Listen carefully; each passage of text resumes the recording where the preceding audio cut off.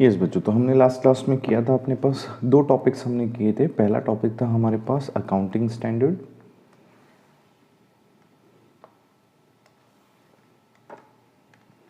Yes बच्चों, तो पहला हमने लास्ट क्लास में जो टॉपिक किया था वो था अकाउंटिंग स्टैंडर्ड्स, एंड दूसरा हमने किया था सॉफ्टवेयर्स, अकाउंटिंग सॉफ्टवेयर्स। और अकाउंटिंग सॉफ्टवेयर्स में मैंने आपको बताया था कि भाई इसमें आपको कुछ भी नहीं करना, इसमें आपको बस एडवांटेजेस एंड डिसएडवांटेजेस पढ़नी थी। किसकी एडवांटेजेस एंड डिसएडवांटेजेस करनी थी आपको इसमें?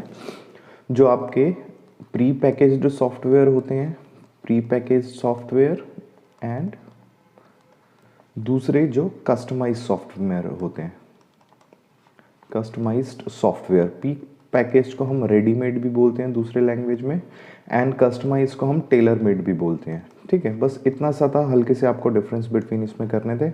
और आज शुरू करते हैं हम आज की कहानी। और आज की क्लास हम शुरू करेंगे बिल्कुल फर्स्ट टॉपिक से, फर्स्ट चैप्टर के।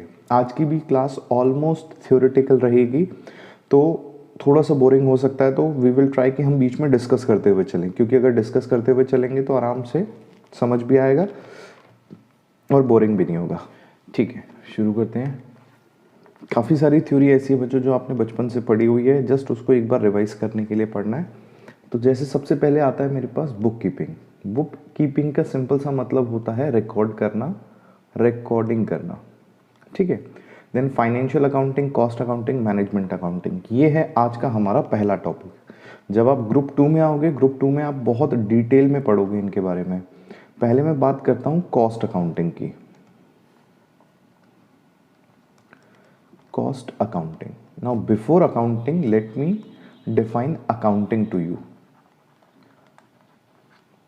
ठीक है, जल्दी से हम एक डेफिनेशन है इसकी। Accounting is an art of recording, recording के बाद classifying,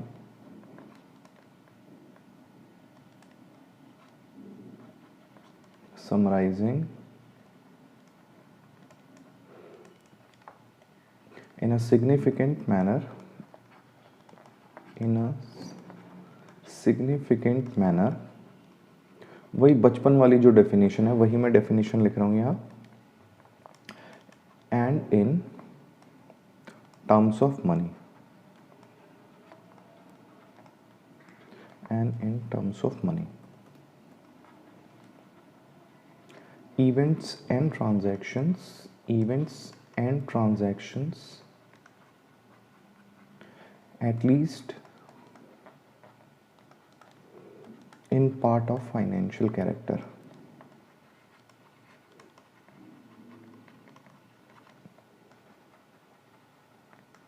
at least in part of financial character, and interpreting the result thereof, interpreting the result thereof। ये अकाउंटिंग की डेफिनेशन है बच्चों, और ये डेफिनेशन अकेली आपके एग्जाम में 2 मार्क्स के ऑब्जेक्टिव में आएगी। अब एक बार समझ लेते हैं कि ये है क्या। सिर्फ डेफिनेशन को ही ब्रेक करने के लिए मुझे कम से कम 10 मिनट लगेंगे। तो ये डेफिनेशन आपने बहुत बार पढ़ी है, और याद रखना अभी हम अकाउंटिंग की बात कर रहे हैं। और ये कौन सी अकाउंटिंग है बच्चों? ये अकाउंटिंग है फाइनेंशियल अकाउंटिंग। नॉर्मली अकाउंटिंग का मतलब क्या होता है बच्चों? अकाउंटिंग का सिंपल सा मतलब, अगर कोई आपसे पूछे कि आप अकाउंटेंट हो तो आप क्या करते हो, तो आपको बोलना है कि हम करते हैं इंफॉर्मेशन कलेक्शन। किसी भी चीज से रिलेटेड अगर आप इंफॉर्मेशन कलेक्शन कर रहे हो तो दैट मीन्स आप अकाउंटिंग कर रहे हो। अब कमाल की बात यह है कि हम पढ़ रहे हैं फाइनेंशियल अकाउंटिंग। फाइनेंशियल अकाउंटिंग मतलब जो इंफॉर्मेशन कलेक्शन हो रहा है वो हो रहा है फाइनेंस का। फाइनेंस मतलब मनी, और मनी की जब इंफॉर्मेशन कलेक्शन होती है, ये नॉर्मली ऐसा नहीं है कि आप ऐसे की तरह लिखते जाओगे। ये जो इंफॉर्मेशन होती है, ये इंफॉर्मेशन कुछ पर्टिकुलर फॉर्मेट होते हैं उनके, जिसमें जिस तरीके से हम उसको रिकॉर्ड करते हैं। जैसे आप अकाउंट्स बनाते हो, जनरल लेजर, अलग अलग चीजें। ठीक है, सो अकाउंटिंग का सिंपल सा मतलब होता है इंफॉर्मेशन कलेक्शन। ठीक है, अब हम फाइनेंशियल अकाउंटिंग की डेफिनेशन पढ़ते हैं। तो कहता है financial accounting is an art of, art का मतलब आप समझते हो वे ऑफ डूइंग समथिंग। किस चीज की आर्ट है? Recording, classifying and summarising. अब इन तीनों का मतलब समझना, रिकॉर्डिंग, क्लासिफाइंग एंड समराइजिंग। तो रिकॉर्डिंग का क्या मतलब होता है बच्चों? रिकॉर्डिंग का मतलब ये है कि आपने एक रजिस्टर बना रखा है, ठीक है। जो भी एंट्रीज आ रही है आप सिंपल सी एक पर्टिकुलर रजिस्टर में उसको रिकॉर्ड किए जा रहे हो। अब सोचो कि आपका खुद का एक बिजनेस है, किसी भी चीज़ का, XYZ किसी भी चीज़ का बिजनेस है, तो आप गुड्स बेचोगे, खरीदोगे, ढेर सारे एक्सपेंसेस होंगे, कुछ इनकम्स भी होंगी, तो आप हर चीज़ पे लिखोगे कि राम से लिए इतने, टेलीफोन का बिल इतना, पोस्टेज के इतना, स्टैम्प का इतना, सैलरीज इतनी दी, इतनी सेल्स हुई, ये सारी की सारी ट्रांजैक्शन है। तो सिंपली उन ट्रांजैक्शन को रिकॉर्ड करना रिकॉर्डिंग होता है। आप एक रजिस्टर पे रिकॉर्ड कर देते हो ढेर सारी ट्रांजैक्शन। बट दिक्कत क्या होती है, सोचो अगर मैं बात करूं सेल की, क्या हम सेल सिर्फ एक ही बंदे को करते हैं? Answer is no. क्या एक्सपेंस हम एक ही नेचर का करते हैं? Answer is no. सेल्स हम हजारों लोगों को कर सकते हैं, एक्सपेंसेस भी हजारों टाइप के हो सकते हैं। अब नॉर्मली आपको मान लेते हैं मिस्टर राम, आपने एक साल में उनसे 100 बार डीलिंग करी, परचेज की या सेल की, तो मिस्टर राम ये जानना चाहते हैं कि बताओ मेरे पास कितना बैलेंस है, मतलब मेरे को आपको कितने देने हैं या आप मुझसे कितने लोगे। अब ये देखने के लिए अगर आपने सिर्फ और सिर्फ रिकॉर्डिंग करी है तो आप अपने उस रिकॉर्डिंग वाले रजिस्टर में जाओगे और रजिस्टर में देखोगे कि भाई राम की एंट्री कहाँ कहाँ आ रही है। आप सारी की सारी राम की एंट्री देखोगे, उसको अंडरलाइन करोगे और फिर देखोगे सर यहाँ से आपसे इतने का सामान लिया, यहाँ आपको हमने इतने का सामान दिया, और ऐसे करते करते लास्ट में टोटल करोगे तो ये काम हो जाता है बहुत बड़ा।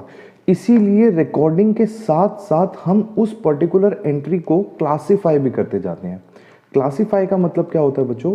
कुछ डिफरेंट स्टेजेस बना के या डिफरेंट क्लासेस बना के या डिफरेंट हेड्स बना के चीज़ों को डाल देना। जैसे राम से अगर सामान ले रहे हैं हम, तो राम हमारा क्रेडिटर हुआ, तो क्रेडिटर राम भी है, राम की तरह और लोग भी होंगे, तो एक मैं राम का अकाउंट बना दूंगा, दूसरा मैं क्रेडिटर का। और जितनी भी एंट्री होगी, चाहे वो राम की हो, चाहे राम मेरा डेटर हो, चाहे वो मेरा क्रेडिटर हो, अब राम आके पूछेगा बताओ मुझे कितने पैसे देने हैं, तो मैं इस रजिस्टर को देखने की जगह किसको देखूंगा? राम के अकाउंट को। ठीक है, इसको बोलते हैं क्लासिफाई करना, कि हर एक ट्रांजैक्शन को जो डुअल इफेक्ट लेते हैं उनको किन्हीं दो अकाउंट में डाल देते हैं, respective with respect to that transaction की कौन से दो अकाउंट इन्वॉल्व है। अब क्लासिफाई करने के बाद नेक्स्ट आता है बच्चों समराइजिंग। अभी थोड़ी देर पहले मैंने आपको कहा कि हजारों लाखों ट्रांजैक्शन हो रही है। अब हजारों लाखों ट्रांजैक्शन हो रही है तो कम से कम लाखों ट्रांजैक्शन है ना, तो 1000 अकाउंट तो आपने भी बना रखे होंगे। अब कोई आपसे कहेगा कि बताओ भाई कैसा रहा, तो आप कहोगे ये देखो, ये मेरे 50 डेटर, ये मेरे 100 क्रेडिटर, ये मेरे 1000 एक्सपेंसेस, तो कोई भी इतने सारे अकाउंट तो देखेगा नहीं। तो आप समराइज कर देते हो आपके जितने भी फाइनेंशियल्स होते हैं, फाइनेंशियल मतलब फाइनेंशियल अकाउंट्स में जितने भी आपने टाइप्स ऑफ अकाउंट्स बनाए हैं उनको आप कुछ पार्ट्स में ब्रेक कर देते हो, कुछ हेड्स में, और वो हेड्स होती हैं आपकी इनकम्स, आपके एक्सपेंसेस, आपके एसेट्स एंड आपकी लायबिलिटीज।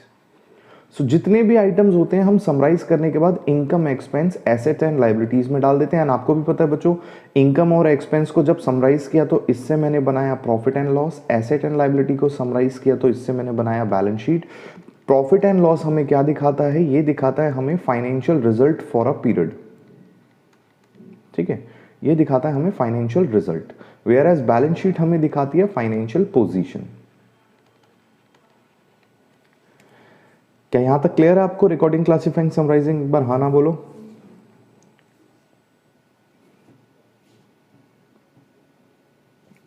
ठीक है, नेक्स्ट कहता है इन अ सिग्निफिकेंट मैनर। अभी आपने देखा कि बच्चों हमने रिकॉर्डिंग भी किया, हमने क्लासिफाई भी किया, हमने समराइजिंग भी किया। नेक्स्ट ये कहता है कि in a significant manner. Now what do you mean by significant manner? Manner means the way of doing something. Significant means कि there is a specific way to do accounting. मतलब ऐसा नहीं है कि रिकॉर्डिंग हो रही है तो मैं इस तरीके से ऐसे लिखे जा रहा हूँ। हमारे पास पर्टिकुलर फॉर्मेट होता है, जैसे मैं जर्नल एंट्री पास करता हूँ या फिर कोई अकाउंट बनाता हूँ, टी शेप अमाउंट, जिसमें particulars amount, date, particulars amount, इस तरीके से आती है। तो कहता है रिकॉर्डिंग, क्लासिफाइंग, समराइजिंग करनी तो है, लेकिन ऐसे नहीं, एक अलग तरीके से। और वो अलग तरीका क्या है? ये अलग तरीके का मतलब है इसका प्रॉपर फॉर्मेट। तो जैसा फॉर्मेट होगा वैसा। अब आपको पता है बच्चों, बैलेंस शीट नॉर्मली आप जब फॉर्मेट बनाते हो कोई सा भी अकाउंट, मैं यहाँ हल्का सा दिखा देता हूँ आपको। आप कोई सा भी अकाउंट बनाते हो आपको पता है this is your debit side, this is your credit side. लेकिन अगर मैं कहता हूँ ये अकाउंट नहीं है, ये बैलेंस शीट है, तो बैलेंस शीट में ये लाइबिलिटी साइड है, और लाइबिलिटी साइड कौन सी होती है? Credit side. ये होती है एसेट साइड, और ये क्या होती है? Debit side.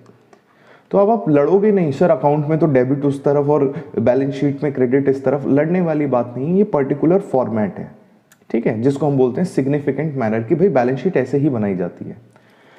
नेक्स्ट कहता है सबसे इंपॉर्टेंट बात, significant manner and in terms of money. उसके बाद यहां बच्चों सेमी कॉलम आता है। इन टर्म्स ऑफ मनी का मतलब ये हुआ कि ट्रांजैक्शन आप वही नोट करोगे जो इन टर्म्स ऑफ मनी होगी, जो इन टर्म्स ऑफ मनी नहीं होगा उसको आप रिकॉर्ड नहीं करोगे। आप कहोगे सर ये बात तो हमें भी पता है, तो हम आगे पढ़ते हैं।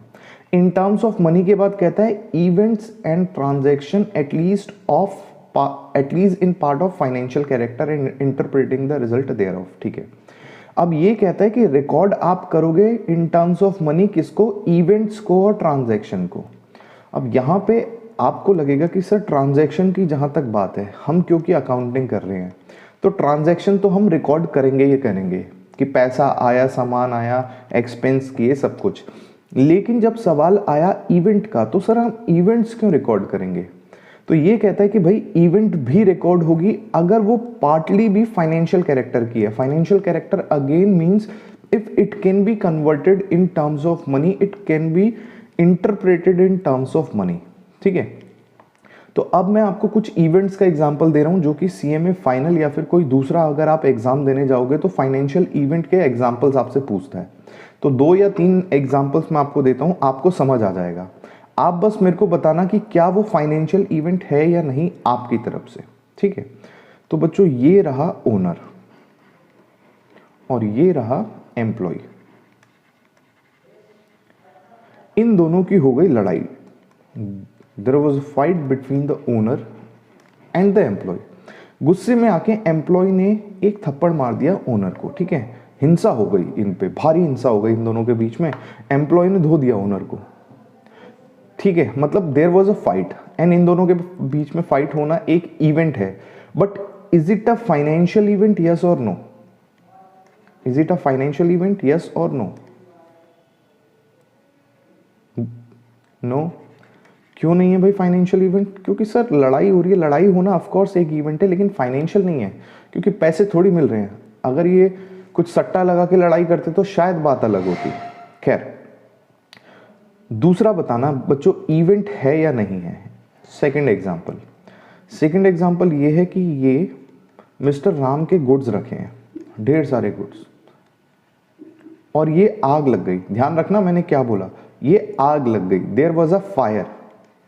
आग लगना एक इवेंट है, बिल्कुल है, बट क्या आग लगना एक फाइनेंशियल इवेंट है? यस और नो? बहुत ध्यान से, क्या आग लगना एक फाइनेंशियल इवेंट है?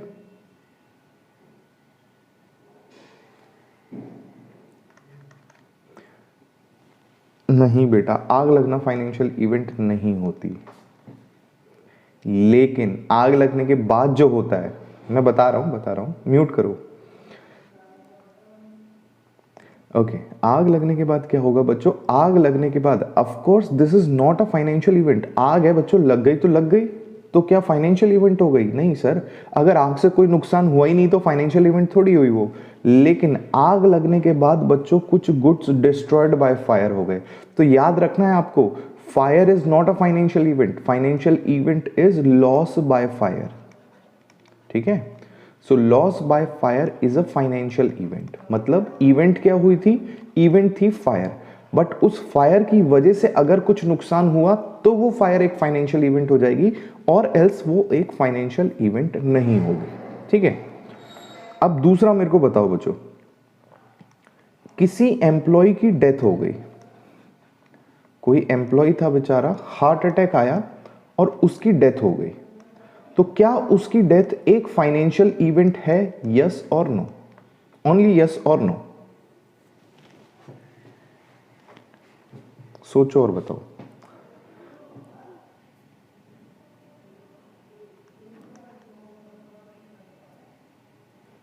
बोलो भाई बोलो।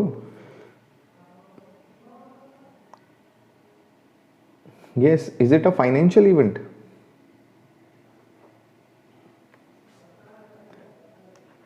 एग्जैक्टली देखो, डेथ होना एक इवेंट है of course, but it is not a financial event. अच्छा, जो ये क्लास ले रहे हो ना आप, तो प्लीज़ ये अगर हेडफोन यूज़ करो तो ज़्यादा बेहतर होगा, वरना मेरी आवाज़ बहुत गूंज रही है। ठीक है। सो एम्प्लॉय की डेथ होना कभी भी फाइनेंशियल इवेंट नहीं होता, लेकिन अगर एम्प्लॉय की डेथ हुई तो एम्प्लॉयर को देना पड़ेगा compensation to the employee. Compensation देना, कंपनसेशन टू एम्प्लॉय। और बच्चों, कंपनसेशन का मतलब पता है ना क्या होता है? एक चीज होती है सैलरी, जो कि हम पहले एम्प्लॉय से मेहनत करवाते हैं और बाद में देते हैं। That means two way relationship है, आपको कुछ सर्विस मिलेगी, बदले में आप पैसे दे रहे हो। लेकिन कंपनसेशन तब होता है जब कोई एक्सीडेंटल इवेंट होती है किसी एम्प्लॉय के साथ और एम्प्लॉयर को देना पड़ता है। तो ये जो कंपनसेशन टू एम्प्लॉय है, ये कोई ट्रांजैक्शन नहीं है, क्योंकि ट्रांजैक्शन हमेशा क्या होगी, जहां पे कुछ आएगा कुछ जाएगा। लेकिन कंपनसेशन टू एम्प्लॉय में सीधा एम्प्लॉय को पैसे दिए जाते हैं। अब that compensation may be due to death of employee और उसकी फैमिली को कंपनसेशन मिले, या फिर आप बोल सकते हो कि रिटायर हो गया, उसको ग्रेचुटी मिल रही है या कुछ दूसरा फंड मिल रहा है। ठीक है। सो जब कंपनसेट करते हैं किसी एम्प्लॉय को, तो कंपनसेट मैं किसके अगेंस्ट कर रहा हूं बच्चों? डेथ के अगेंस्ट। तो डेथ का होना नॉर्मली फाइनेंशियल इवेंट नहीं है, लेकिन उस कंपनसेशन का पे होना जो कि डेथ की वजह से हुआ है, it is a financial event. ठीक है। नेक्स्ट एग्जांपल हो गया बच्चों इंश्योरेंस क्लेम। आग लगना अगर फाइनेंशियल इवेंट, आग से नुकसान होना फाइनेंशियल इवेंट है, तो आग लगने से नुकसान होने के बाद जो इंश्योरेंस का क्लेम मिला, ये भी एक फाइनेंशियल इवेंट है। ठीक है, ये ट्रांजैक्शन नहीं है। एंड जो सबसे बड़ी इवेंट मानी जाती है बच्चों, वो होता है हमारे पास क्लोजिंग स्टॉक। क्लोजिंग स्टॉक को हम एक फाइनेंशियल इवेंट मानते हैं। क्या इवेंट मानते हैं? क्लोजिंग स्टॉक क्या इवेंट है हमारे पास? मैं कहता हूं कि भाई बच्चों, मैंने ना ढेर सारी यूनिट्स परचेज करी। कितनी यूनिट्स परचेज करी बच्चों? मैंने 100 यूनिट्स परचेज करी किसी भी चीज की। ओहो, मैं भूल गया कि मेरे को यहां नहीं लिखना चाहिए था। हाँ, तो मैं क्लोजिंग स्टॉक की बात करते हैं हम।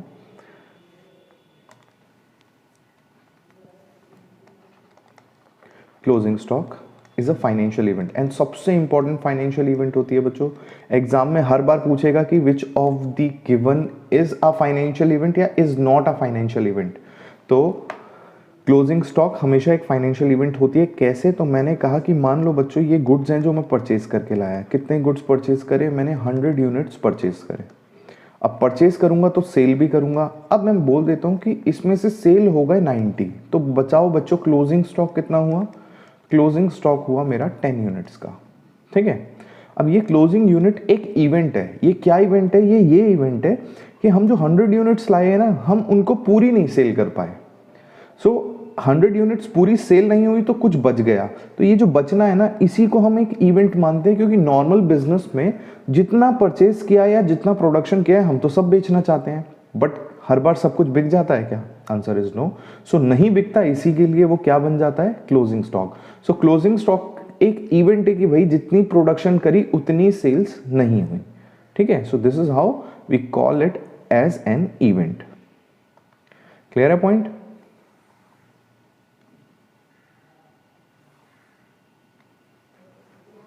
ओके। तो ये थी बच्चों मेरे पास पूरी की पूरी इंटरप्रिटेशन अकाउंटिंग की। कौन सी अकाउंटिंग की? फाइनेंशियल अकाउंटिंग की। इन पार्ट ऑफ फाइनेंशियल कैरेक्टर हमने देख लिया इवेंट्स क्या होती है, ट्रांजैक्शन क्या होती है। Wait, in part of financial character and interpreting the result thereof. Interpreting the result thereof का मतलब ये है, आपने प्रॉफिट एंड लॉस अकाउंट बनाया और P&L बनाने के बाद देखा कितना प्रॉफिट आया। बैलेंस शीट बनाई तो देखी भाई पहले हम पिछले साल कहाँ थे और इस साल हम कहाँ पहुंच गए हैं। यस, अब पूछो।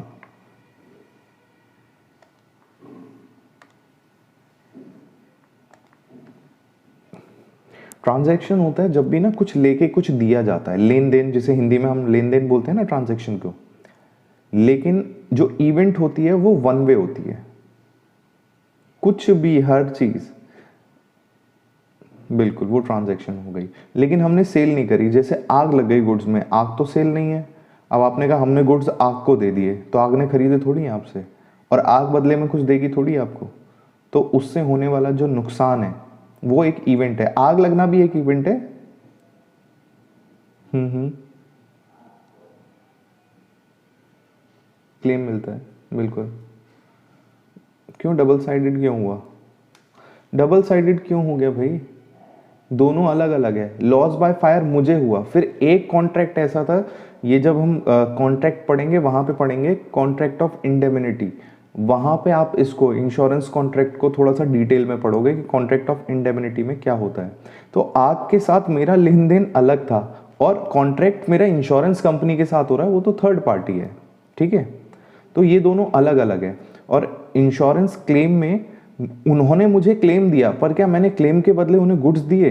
Answer is no. लेकिन आप कहोगे लेकिन सर इंश्योरेंस का प्रीमियम तो दिया। तो भाई इंश्योरेंस का प्रीमियम मैंने 100 रुपये दिया होगा और कम से कम 1000 के गुड्स का मैंने 1000 रुपये का उनसे कंपनसेशन लिया होगा। सो कोई भी टाइप का कंपनसेशन होता है, आपको याद रखना है कि कंपनसेशन दिया कब जाता है। कंपनसेशन दिया जाता है जब किसी को किसी टाइप का लॉस होता है, चाहे वो फिजिकल लॉस हो चाहे वो फाइनेंशियल लॉस हो। एंड फिजिकल लॉस होना किसी का भी, याद रखना, किसी का फिजिकल लॉस होना, जैसे मैंने कहा था एक बंदे की डेथ हो गई, एक एम्प्लॉय की डेथ हो गई, तो डेथ होना ऑफकोर्स इवेंट है लेकिन फाइनेंशियल इवेंट नहीं है। लेकिन डेथ होने के बाद जब पैसा मिलता है, याद रखना है जब पैसा आएगा ना वो फाइनेंशियल इवेंट होगा, ठीक है। सिमिलरली लॉस बाय फायर हम अमाउंट में या रुपीज में वो कर सकते हैं, मेजर कर सकते हैं, इसीलिए लॉस बाय फायर हमारा फाइनेंशियल इवेंट होती है। एंड इसी इवेंट के बदले में, क्योंकि लॉस बाय फायर हुआ तो हमें कंपनसेशन मिलता है। तो इस इवेंट के बाद दूसरी इवेंट होती है। मैंने लॉस बाय फायर उठा के थोड़ी किसी को दे दिया, मैंने इंश्योरेंस कंपनी से ये थोड़ी कहा ये लो लॉस बाय फायर, इसको आप पकड़ो, ये आपका हुआ, और हमने लेन देन कर लिया। ये लेन देन नहीं हुआ, ठीक है ना। क्या इंश्योरेंस कंपनी को कुछ मिला उसके बाद? ठीक है। तो यही डिफरेंस होता है ट्रांजैक्शन और इवेंट में।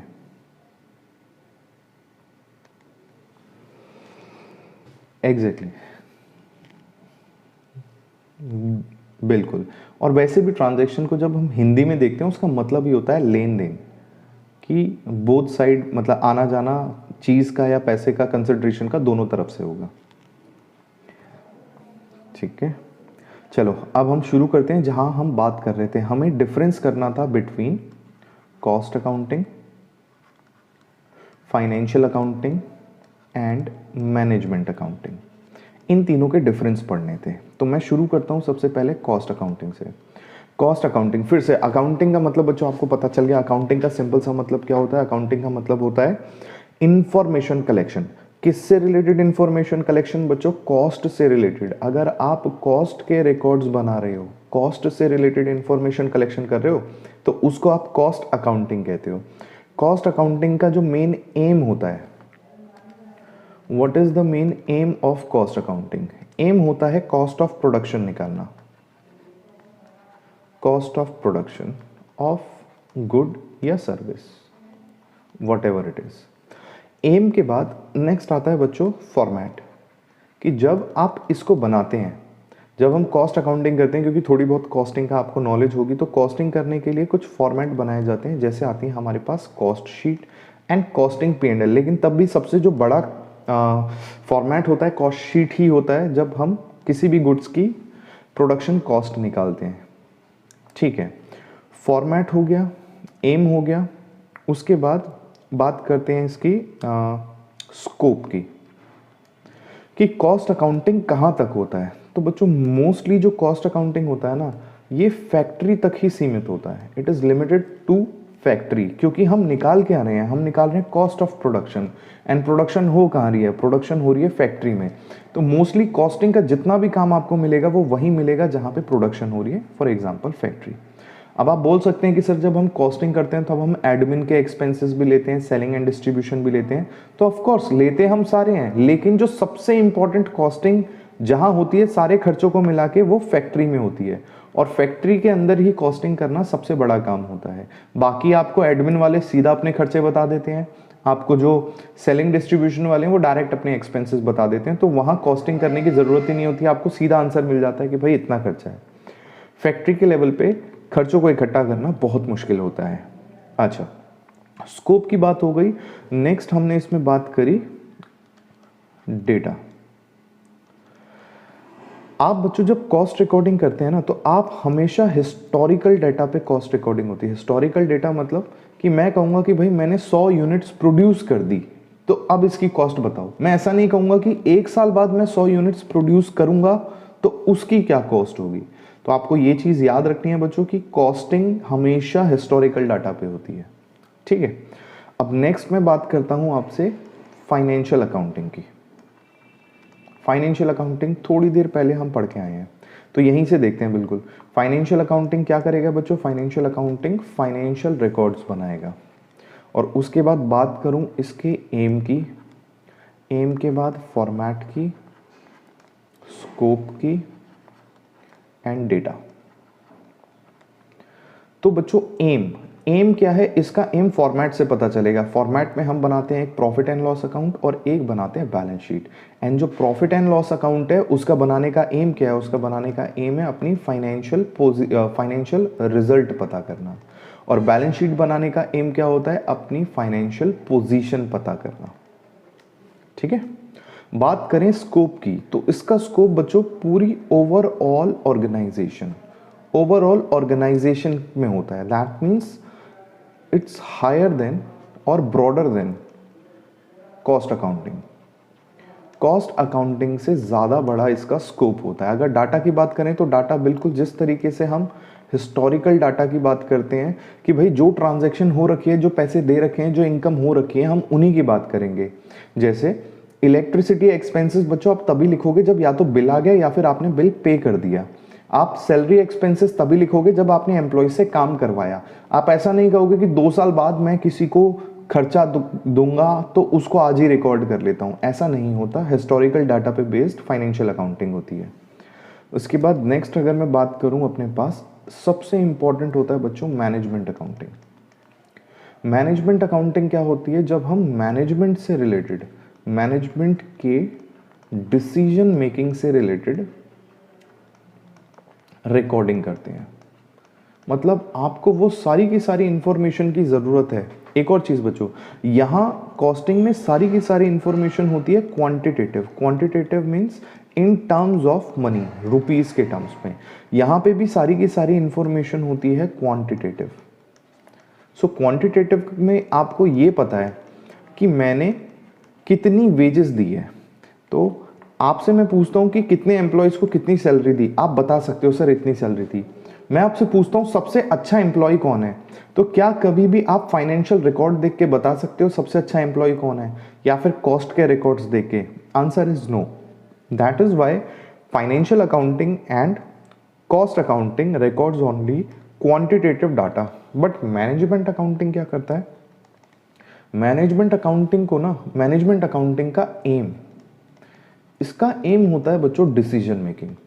कि डिसीजन लेने के लिए किसी भी इंफॉर्मेशन की ज़रूरत है वो आप दे दो मैनेजमेंट अकाउंटिंग वालों को। अब कमाल की बात यह, डिसीजन मेकिंग के लिए ही फाइनेंशियल अकाउंट बनाए जाते हैं, डिसीजन मेकिंग के लिए ही कॉस्ट अकाउंट्स बनाए जाते हैं। सो ये लोग यूज़ करते हैं कॉस्ट अकाउंट्स को एंड फाइनेंशियल अकाउंट्स को। ये हो गया एम। इनका फॉर्मेट कहें तो there is no specific format. किसी चीज़ का कोई फॉर्मेट नहीं है, नो स्पेसिफिक फॉर्मेट। अगर स्कोप की बात कहें तो बच्चों इसका हाईएस्ट स्कोप होता है। मतलब मैनेजमेंट अकाउंटिंग सबसे बड़ा होता है, इससे बड़ा कुछ नहीं होता। और अगर इसमें डाटा की बात करें तो ऑफ कोर्स हिस्टोरिकल डाटा तो इसमें होता ही होता है। अब याद करो इसका एम क्या है? इसका एम है decision making. And decision making हमेशा कब के लिए होती है? फ्यूचर के लिए। तो फ्यूचरिस्टिक डाटा भी हम बनाते हैं कि आज से 5 साल बाद हमारा कितना प्रॉफिट होगा, आज से 5 साल बाद हमारी कितनी सेल्स होगी, एटसेट्रा। और अगर डाटा की बात करें तो डाटा इसमें क्वांटिटेटिव भी यूज़ होता है एंड क्वालिटेटिव भी यूज़ होता है। फॉर एग्जाम्पल दे देता हूँ। जैसे मैं कहता हूँ कि भाई मैं वेजेस देता हूँ एक महीने में 1 लाख रुपए की वेजेस मैं पे करता हूँ, ठीक है। और दूसरा मैं कहता हूँ कि मिस्टर राम जो है वो मेरे सबसे बेहतरीन एम्प्लॉय हैं, सबसे एफिशिएंट एम्प्लॉय हैं। तो याद रखना है बच्चों, यहाँ पे आपको सिर्फ क्वांटिटेटिव टर्म्स पता है किसको कितना पैसा दे रहे हो, यहाँ पे भी क्वांटिटेटिव टर्म्स में पता है। लेकिन मिस्टर राम की परफॉर्मेंस अगर मेजरमेंट करता हूँ, मैंने सारे एम्प्लॉयज़ की परफॉर्मेंस मेजर करी, देखा कि मिस्टर राम सबसे एफिशिएंट है।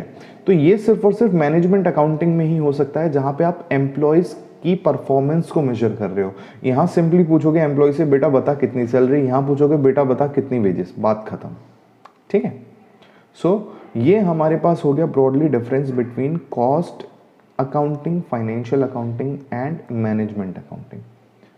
इसका स्क्रीनशॉट ले लो या इसकी फोटो ले लो, क्योंकि ये आपको थ्योरी में नोट करना है। अब हम चलते हैं बुक की तरफ। ठीक है बच्चों, तो ये वाला पोर्शन हो गया अपना ओवर। आगे बढ़ते हैं। अब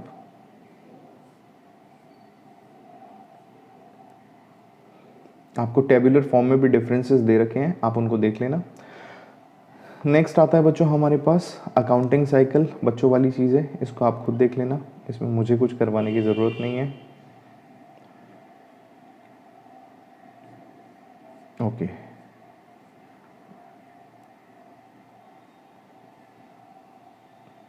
नेक्स्ट। ठीक है, इतना करने के बाद बच्चों नेक्स्ट आता है हमारे पास, नेक्स्ट टॉपिक आता है हमारे पास इंटरेस्ट होल्डर इन बिजनेस या इंटरेस्टेड पार्टी इन बिजनेस, या दूसरे लैंग्वेज में जो कि आपने आज तक पढ़ा है यूजर्स ऑफ अकाउंट्स, या आपने पढ़ा हुआ है बच्चों यूजर्स ऑफ अकाउंट्स, लेकिन आज के बाद आप इस वर्ड का यूज नहीं करोगे यूजर्स ऑफ अकाउंट्स। अब आप बड़े हो गए हो, अब आप स्टाइल में बोलोगे स्टेक होल्डर्स। ठीक है, स्टेक का मतलब होता है इंटरेस्ट। जिसका भी बिजनेस में किसी भी टाइप का इंटरेस्ट होगा उसको हम बोलते हैं स्टेक होल्डर। ठीक है, अब स्टेक होल्डर होता कौन कौन है? तो स्टेक होल्डर्स की जो कैटेगरी है बच्चों, जो इंटरेस्ट होल्डर की कैटेगरी है, इस कैटेगरी को ब्रॉडली दो पार्ट्स में डिवाइड किया गया है। पहला हमने बनाया है इंटरनल स्टेक होल्डर्स एंड दूसरे हमने बनाए हैं एक्सटर्नल स्टेक होल्डर्स। अगर इंटरनल स्टेक होल्डर्स की बात करें तो इंटरनल में हमारे पास सबसे पहले आती है ओनर्स, सबसे पहले आते हैं ओनर्स। ओनर्स को ही बच्चों हम बोलते हैं इन्वेस्टर्स। दूसरे आते हैं हमारे पास मैनेजमेंट, और तीसरी आते हैं हमारे पास एम्प्लॉयज। याद रखना है आपको, इन तीन के अलावा कभी भी कोई चौथा नहीं होगा जो इंटरनल स्टेक होल्डर्स का पार्ट होता है। अब ओनर्स या इन्वेस्टर की बात करें बच्चों, ये क्यों? ये परफॉर्मेंस देखना चाहते हैं, परफॉर्मेंस देखना चाहते हैं और देखना चाहते हैं कितना प्रॉफिट कमाया, क्योंकि भाई पैसा तो इन्होंने ही अपनी जेब से लगाया, तो ये अकाउंट्स मांगते हैं कि भाई हमें दिखाओ हमने कितना काम किया। मैनेजमेंट को क्यों चाहिए? मैनेजमेंट सारी की सारी डिसीजन मेकिंग का काम है मैनेजमेंट का। अब डिसीजन मेकिंग ये लोग करेंगे तो उसके लिए डाटा तो चाहिए इन्हें, और डाटा कहाँ से मिलेगा? हमारे अकाउंट से। एम्प्लॉयज़ की बात करें तो एम्प्लॉयज़ अपने वेजेस या सैलरीज के लिए, वेजेस के लिए, सैलरीज के लिए, या अदर रेम्यूनरेशन के लिए, किसी और अदर खर्चे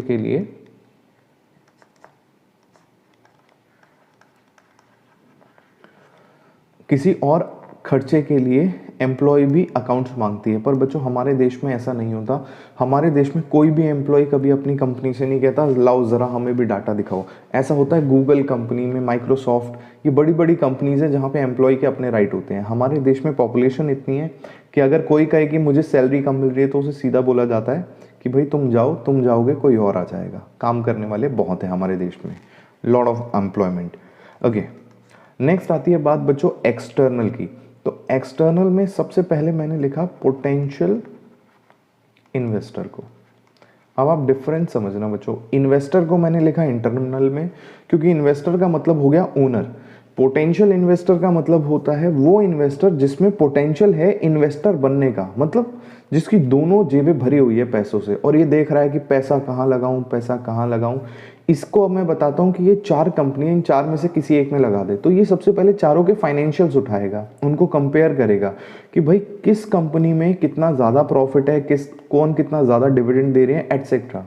सो potential investor is a person who has power to invest. और जिस दिन ये पोटेंशियल इन्वेस्टर पैसे लगा देगा, ये यहाँ से एक्सटर्नल से हटके कहाँ चला जाएगा? इंटरनल में। किस दिन? जिस दिन इसने इन्वेस्टमेंट कर दी। ठीक है, ये हो गया एक्सटर्नल, क्योंकि ये अभी बाहर का है और ये हमसे डाटा मांग सकता है कंपनी से। पोटेंशियल इन्वेस्टर के बाद नेक्स्ट आता है बच्चों गवर्नमेंट। गवर्नमेंट ने हर कंपनी को बोल रखा है कि भैया जितनी सेल करो, परचेस करो, बताते रहना, क्योंकि हमें तो जीएसटी लेना है। और उसके बाद साल भर में जितना भी काम हो जाए, काम होने के बाद आपको वहाँ पे काम होने के बाद जितना भी आपका काम हो रहा है, काम होने के बाद आपको बैलेंस शीट P&L भी बनाना है, क्योंकि इनकम टैक्स भी तो वसूलना है भाई हमें। तो सिर्फ जीएसटी पे काम मारने वाले हैं, इनकम टैक्स भी वसूलना है। तो टैक्स के लिए गवर्नमेंट मांगती है डेटा। अब गवर्नमेंट के बाद और कौन होता है? और होते हैं बच्चों बैंक्स या फिर FIIs. FIIs is financial institutions who provide the finance. तो याद रखना है बच्चों कि बैंक्स एंड फाइनेंशियल इंस्टीट्यूशन, आप कभी भी लोन लेने जाएंगे तो लोन लेने के लिए कहेंगे कि भाई पहले 3 साल के इनकम टैक्स रिटर्न लेके आओ और 3 साल के फाइनेंशियल्स लेके आओ अपने। अब चाहे आप सोल प्रोपराइटर हो, पार्टनरशिप हो या फिर एक कंपनी हो, इससे फर्क नहीं पड़ता, आपको 3 साल के फाइनेंशियल्स लेके जाने पड़ते हैं। और जब आप फाइनेंशियल्स लेके जाते हैं फिर उसके बेसिस पर डिसाइड होता है कि आपको कितना अमाउंट मिलेगा। डायरेक्ट कोई भी सीधा सीधा आपको पैसे नहीं दे देता। इसके अलावा बच्चों डेटर क्रेडिटर होते हैं। लाइक कोई भी आपके साथ बिजनेस करने से पहले, आपके साथ नाम जोड़ने से पहले, आपको उधारी देने से पहले ये देखना चाहेगा कि आज तक आपका परफॉर्मेंस कैसा है। बिल्कुल उस तरह, जब उसी तरीके से जब हमारे पेरेंट्स को पता चलता है कि ये गली का जो बच्चा है ना ये खराब है, अपने बच्चे को हमेशा कहते हैं कि उसकी तरह नहीं बनना है या उसके साथ नहीं रहना। क्यों? क्योंकि अपना बच्चा भी बेकार हो जाएगा उसके बाद। तो ये एक इंटरप्रिटेशन होती है। सेम चीज बिजनेस के साथ होती है। कोई भी बिजनेस रैंडमली किसी के साथ बिजनेस नहीं कर सकता, और नहीं करता स्पेशली तब जब सामने वाले बिजनेस की रेपुटेशन खराब हो या फिर बदनाम हो। ठीक है, डेटर्स के बाद आते हैं बच्चों रिसर्चर्स। रिसर्चर्स कौन होते हैं? रिसर्चर्स वो लोग होते हैं जो बैलेंस शीट, देखो बच्चों अब मैं आपसे कहता हूं कि ये मेरी बैलेंस शीट है, आपको मैंने A limited, B limited, C limited की बैलेंस शीट दे दी, इनके प्रॉफिट एंड लॉस भी दे दिए ए, बी और सी के, और आपसे कहूंगा इंटरप्रेट करो इसे। आप इंटरप्रेट नहीं कर पाओगे। लेकिन रिसर्चर क्या करता है? रिसर्चर इस तरीके से 2 ग्राफ बना देता है, कहता है कि ये देखो भाई, ये है प्रॉफिट, ये है ए का प्रॉफिट, ये है बी का प्रॉफिट और ये है सी का प्रॉफिट, ए बी सी। और फिर एसेट दिखा देता है, ये है ए के एसेट, ये है बी के एसेट और ये है सी के एसेट। अब आपको ना ये देख के, ये डिज़ाइन देख के, ये इंटरप्रिटेशन देख के ज़्यादा इजी हो जाएगा ये सोचना कि मैं कहाँ पैसे इन्वेस्ट करूँ। तो ये काम कौन करते हैं बच्चों? ये काम करते हैं रिसर्चर लोग। ठीक है, रिसर्चर लोग करते हैं ये काम। ओके, और इनके अलावा देख लेते हैं कोई बचा तो नहीं। ओहो, सबसे इंपॉर्टेंट को तो हम भूल ही गए, कस्टमर्स। अच्छा खैर, कस्टमर बच्चों डेटर में ही आ गया, तो यहाँ कस्टमर और लिख देता हूँ। अच्छा, कस्टमर के अलावा कस्टमर वो है जो आपसे सामान खरीद रहा है। हम कहते हैं कि इंडिया में जो कस्टमर होता है वो सबसे मूर्ख कस्टमर होता है, क्योंकि वो कभी भी कुछ खरीदने से पहले कोई भी अपने लेवल पे रिसर्च नहीं करता है, सीधा परचेज कर लेता है। और सिमिलरली जिस तरीके से बच्चों आपने देखा होगा कि व्हाट्सएप पे कुछ मैसेज आते हैं और लोग सीधा उसे फॉरवर्ड कर देते हैं, कुछ सोचे समझे बिना नहीं, कि ऐसे ही किसी ने भेजा कि भाई चांद पे तो दाग है। सुना होगा बच्चों आपने, चांद पे दाग है। तो आप अगर साइंटिफिकली देखो तो चांद पे कोई दाग नहीं होता। जब बड़े बड़े जो स्टार्स गिरते हैं ना जब चांद पे, तो वहाँ गड्ढे हो जाते हैं, और गड्ढे होने के बाद पूरे सरफेस से सेम रिफ्लेक्शन नहीं आता, और जब सेम रिफ्लेक्शन नहीं आता तो उसे चांद पे दाग बोला जाता है। और ये कहते हैं कि चांद पे कुछ है जो मतलब जादू वादू कर रहा है या फिर कुछ भी, वट एवर। सो चीज़ें क्या होती हैं, बिना रिसर्च के, बिना किसी फैक्ट के या लॉजिक के लोग फॉरवर्ड कर देते हैं। सिमिलरली क्या होता है, इंडिया का जो कस्टमर है ना, इसको पागल बनाना सबसे आसान काम है, क्योंकि इसको कुछ भी लिख के दे दो ये मान लेगा। ठीक है, सो इंडिया का कस्टमर कुछ भी रिसर्च नहीं करता, एंड इंडियन कस्टमर की सारी परचेज होती है टोटल बेस्ड ऑन एडवर्टीजमेंट। कि भैया एडवर्टीजमेंट में कुछ दिखा रखा है ना कि शाहरुख खान ने अगर कोई सा डीओ यूज़ किया है तो आधी जनता वही डीओ यूज़ करेगी, क्योंकि उन्हें लगता है कि शाहरुख खान वही यूज़ करता है, बट शाहरुख खान उसे बिल्कुल यूज़ नहीं करता। खैर, तो बच्चों कस्टमर तो वो हो गया जो हमसे सामान खरीद रहा है। अब सवाल ये कि सर कस्टमर भी क्या अकाउंट्स देखता है? हमारे देश में नहीं देखता। और हमारे देश में क्या है बच्चों, एक बहुत बड़ी चीज़ कि आप कॉस्ट के प्रोफेशन में हो, एंड कॉस्ट के प्रोफेशन में आपको कॉस्ट ऑडिट करने का फ्यूचर में पूरा का पूरा राइट मिलता है। फिलहाल हमारे देश में कॉस्ट ऑडिट से रिलेटेड जो रूल्स हैं, जो लॉ हैं, वो बहुत बेकार हैं। कुछ तो ऐसे लॉज हैं, जैसे नॉर्मल एक जो सीए होता है ना बच्चों, सीए को बोला है कि भैया तू कंपनी ऑडिट कर। ठीक है, सीधा बोला कंपनी ऑडिट कर। तो इस देश में बच्चों जितनी भी कंपनीज है सबको ऑडिट करना ज़रूरी है, और टोटल 10 लाख के करीब कंपनी है, और 10 लाख के करीब कंपनी है, और टोटल जो नंबर ऑफ सीएज है ना बच्चों जो प्रैक्टिस कर रहे हैं वो लेस देन 50,000 है। ठीक है, लेस देन 50,000 है। और 10 सीआर, लाख पे आ गया था मैं, सॉरी, इट्स 10 सीआर। इतनी सारी कंपनीज है हमारे देश में, और कंपनीज को बोला गया है कि भैया तुम कंपनी बनते ही अपना ऑडिट करवाना तुम्हें कंपलसरी होता है। ठीक है, एग्जैक्ट शायद 10 सीआर नहीं होगी, वट। तो कंपनी को बोला है कंपनी को ऑडिट करवाना कंपलसरी है। डजंट मैटर कंपनी बड़ी है या छोटी, लेकिन कॉस्ट ऑडिट के लिए बोल दिया कि सबसे पहले 100 करोड़ की टर्नओवर होनी चाहिए आपके पास, 100 करोड़ की टर्नओवर होनी चाहिए आपके पास, और शेयर कैपिटल होना चाहिए 100 करोड़ का, 500 करोड़ की टर्नओवर होनी चाहिए। अलग अलग वो बना दिए हैं, जिससे कॉस्ट ऑडिट काफ़ी कम कंपनीज को ही करवाने पड़ते हैं। खैर, जो मेन चीज़ मैं बता रहा हूँ वो ये कि बच्चों कॉस्ट ऑडिट के बाद जो कॉस्ट रिकॉर्ड्स बनते हैं ना, जो कॉस्ट का डाटा होता है, ये डाटा ना हमारे देश में कॉन्फिडेंशियल होता है। कॉन्फिडेंशियल मतलब कंपनीज को इस डाटा को पब्लिक नहीं करना होता। वहीं कंपनी ऑडिट में जितनी भी बैलेंस शीट या फाइनेंशियल्स बनते हैं, ये सारे के सारे फाइनेंशियल रिकॉर्ड्स पब्लिक डॉक्यूमेंट्स होते हैं। आपका मन कर रहा है बच्चों कि किसी कंपनी के डॉक्यूमेंट देखना है, मिनिस्ट्री ऑफ कॉर्पोरेट अफेयर्स की साइट पे जाओ और वहाँ पे देखो व्यू पब्लिक डॉक्यूमेंट्स, उस पर क्लिक करो। कंपनी का एक सिन नंबर होता है, कंपनी आइडेंटिफिकेशन नंबर, उस नंबर को डालो, वो कंपनी के हर एक पर्टिकुलर ईयर के लिए जो जो डॉक्यूमेंट्स उसने दे रखे हैं वो सब दिखा देगा। सिर्फ 100 रुपये की पेमेंट करो और 100 रुपये दे के आप किसी भी कंपनी के किसी भी साल के किसी भी डेटा को देख सकते हो। सिर्फ किसी भी साल के नहीं, आज तक जितने भी उसने डॉक्यूमेंट्स डाले हैं मिनिस्ट्री ऑफ कॉर्पोरेट अफेयर्स में वो सब देख सकते हो। एंड कंपनी सारा का सारा काम करने के बाद अपने सारे के सारे डॉक्यूमेंट्स एमसीए पे ही अपलोड करती है, मिनिस्ट्री ऑफ कॉर्पोरेट अफेयर्स की वेबसाइट पे। खैर, तो ये होता है बच्चों कॉन्फिडेंशियल। तो हमारे देश में तो नॉर्मली भी अगर मैं ये चाहूँ कि मैं ये पता करूँ कि डाबर का च्यवनप्राश कितने का बनता है, वो कॉस्ट ऑफ प्रोडक्शन में पता ही नहीं कर सकता। लेकिन बाकी कंट्रीज़ में जो कस्टमर होता है वो बहुत रैशनल होता है, बहुत लॉजिकल डिसीजन होते हैं, और वो ऐसी चीज़ें देखते हैं जिससे कंपनी के डिटेल्स मिले और उन्हें पता चले कंपनी कितना कॉस्ट ऑफ प्रोडक्शन है, और कंपनी एक एप्रोप्रिएट मार्जिन लेके ही सेल कर रही है, बहुत ज़्यादा प्रीमियम लेके सेल नहीं कर रही है। ठीक है बच्चों, और कंपनी के बाद लास्ट आती है पब्लिक। पब्लिक भी कभी कभी अकाउंट्स यूज़ करती हैं। पब्लिक का अकाउंट्स यूज़ करना बहुत ज़्यादा टेढ़ा है। जैसे फॉर एग्जांपल मान लो बच्चों, ये कंपनी कुछ प्रोडक्ट बना रही है और इसका प्रोडक्ट मैं नहीं खरीदता, तो मैं इसका कस्टमर तो नहीं हूँ, लेकिन इसके लिए पब्लिक या सोसाइटी का हिस्सा तो हूँ मैं। अब ऐसा है कि जब ये काम करता है ना तो ढेर सारा पोल्यूशन आता है, और वो पोल्यूशन कहाँ गया? वो पोल्यूशन डायरेक्टली गया एनवायरनमेंट में, और मैं भी उस एनवायरनमेंट का हिस्सा हूँ। सो दैट मीन्स डायरेक्टली और इनडायरेक्टली हर एक बिजनेस सोसाइटी को या पब्लिक को अफेक्ट करता है, और मोस्टली नेगेटिव ज़्यादा करता है, लाइक पॉल्यूशन से ही ज़्यादा करते हैं। अब सवाल ये कि सर ये पॉल्यूशन कर रहा है, तो पॉल्यूशन से आप उसके अकाउंट्स थोड़ी मंगवाओगे कि ये पॉल्यूशन कर रहा है मुझे अकाउंट्स दिखाओ। तो बच्चों ऐसा होता है, पब्लिक क्या करती है, या फिर कोई जो पब्लिक में काफ़ी सारे ऐसे लोग होते हैं जो एजुकेटेड होते हैं और अवेयर होते हैं, वो ऐसी फैक्ट्री के अकाउंट्स मांगते हैं कि भैया हमें अकाउंट्स देखो। ये फैक्ट्री कहती है मेरा अकाउंट से क्या पता चलेगा? ये कहेगा कि पॉल्यूशन पता चलेगा। अकाउंट से कैसे पॉल्यूशन पता चलेगा बच्चों? हमारा एनजीटीए, नेशनल ग्रीन ट्रिब्यूनल ने बोला है कि भाई जितनी भी फैक्ट्रीज है ना, नॉर्मली फैक्ट्रीज एक्ट में भी ये बात लिखी हुई है कि फैक्ट्रीज को अपने पास पॉल्यूशन कंट्रोल इक्विपमेंट्स एंड ढेर सारे इक्विपमेंट्स लगाने चाहिए। तो अब ये पब्लिक के एक बंदे ने इनके अकाउंट्स देखे, अकाउंट्स में उठाई इसकी बैलेंस शीट में गया एसेट्स पे, एसेट में गया मशीनरी, प्लांट एंड मशीनरी के हेडिंग में, एंड प्लांट एंड मशीनरी के हेडिंग में देखा इसने कि क्या इन लोगों ने पॉल्यूशन कंट्रोल इक्विपमेंट लगा रखा है या नहीं।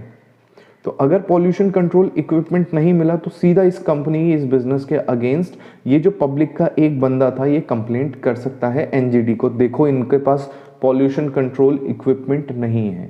तो दिस इज हाउ पब्लिक भी यूज कर सकती है बुक्स ऑफ अकाउंट्स को। खैर नहीं करती, इतना टाइम किसी के पास नहीं है, हो रहा है होने दो। खैर, तो चलो ये हो गया बच्चों हमारे पास यूजेस ऑफ अकाउंट्स। नेक्स्ट आता है हमारे पास कुछ बेसिक टर्म्स है अकाउंट्स के, उनकी बात। जैसे ट्रांजैक्शन क्या होता है, गुड्स एंड सर्विसेज। इसमें ना बच्चों कुछ भी बताने वाला नहीं है, जो बताने वाला है मैं डायरेक्टली उस पर आ जाता हूँ। यहाँ बताने वाली पहली जो चीज़ है, पहली चीज़ जो बताने वाली है यहाँ पे बच्चों, आप जब एसेट्स पढ़ोगे, एसेट्स में एक एसेट आप पढ़ोगे फिक्टिशियस एसेट, यही सबसे इंपॉर्टेंट है, फिक्टिशियस एसेट। और फिक्टिशियस एसेट पढ़ने के लिए आपको पढ़ना पड़ेगा capital and revenue nature items, ठीक है। सो फिक्टिशियस एसेट को मैं यहाँ पे अभी करूँगा, बट बिफोर दैट हम कर रहे हैं बच्चों capital nature items and revenue nature items, capital nature and revenue nature. ये भी दूसरी चीज़ है बच्चों जो आपके एग्जाम के लिए बहुत इंपॉर्टेंट है, जो हम आज कर रहे हैं, अभी कर रहे हैं। कैपिटल नेचर आइटम्स क्या होते हैं बच्चों? कैपिटल नेचर आइटम वो होते हैं जो लॉन्ग टर्म इफेक्ट देते हैं, जिनका इफेक्ट लॉन्ग टर्म का होता है। ऐसे आइटम्स होते हैं जिसमें ह्यूज मनी इन्वॉल्व होता है, ह्यूज मनी इन्वॉल्व। और ऐसी ट्रांजैक्शंस होती हैं जो कि मोस्टली इर्रिवर्सिबल नेचर की होती है। इर्रिवर्सिबल नेचर, या इर्रिवर्सिबल की जगह मैं बोलता हूँ non recurring in nature, non recurring in nature, कि बार बार ऐसी ट्रांजैक्शंस नहीं होती। उसके बाद ये जो ट्रांजैक्शन होती है बच्चों, ये ना बैलेंस शीट को अफेक्ट करती है, दे अफेक्ट बैलेंस शीट। अगर यही मैं रेवेन्यू नेचर आइटम्स की बात करूं बच्चों, तो रेवेन्यू में जस्ट ऑपोजिट हो जाएगा। लॉन्ग टर्म की जगह रेवेन्यू हो जाती है शॉर्ट टर्म के आइटम्स।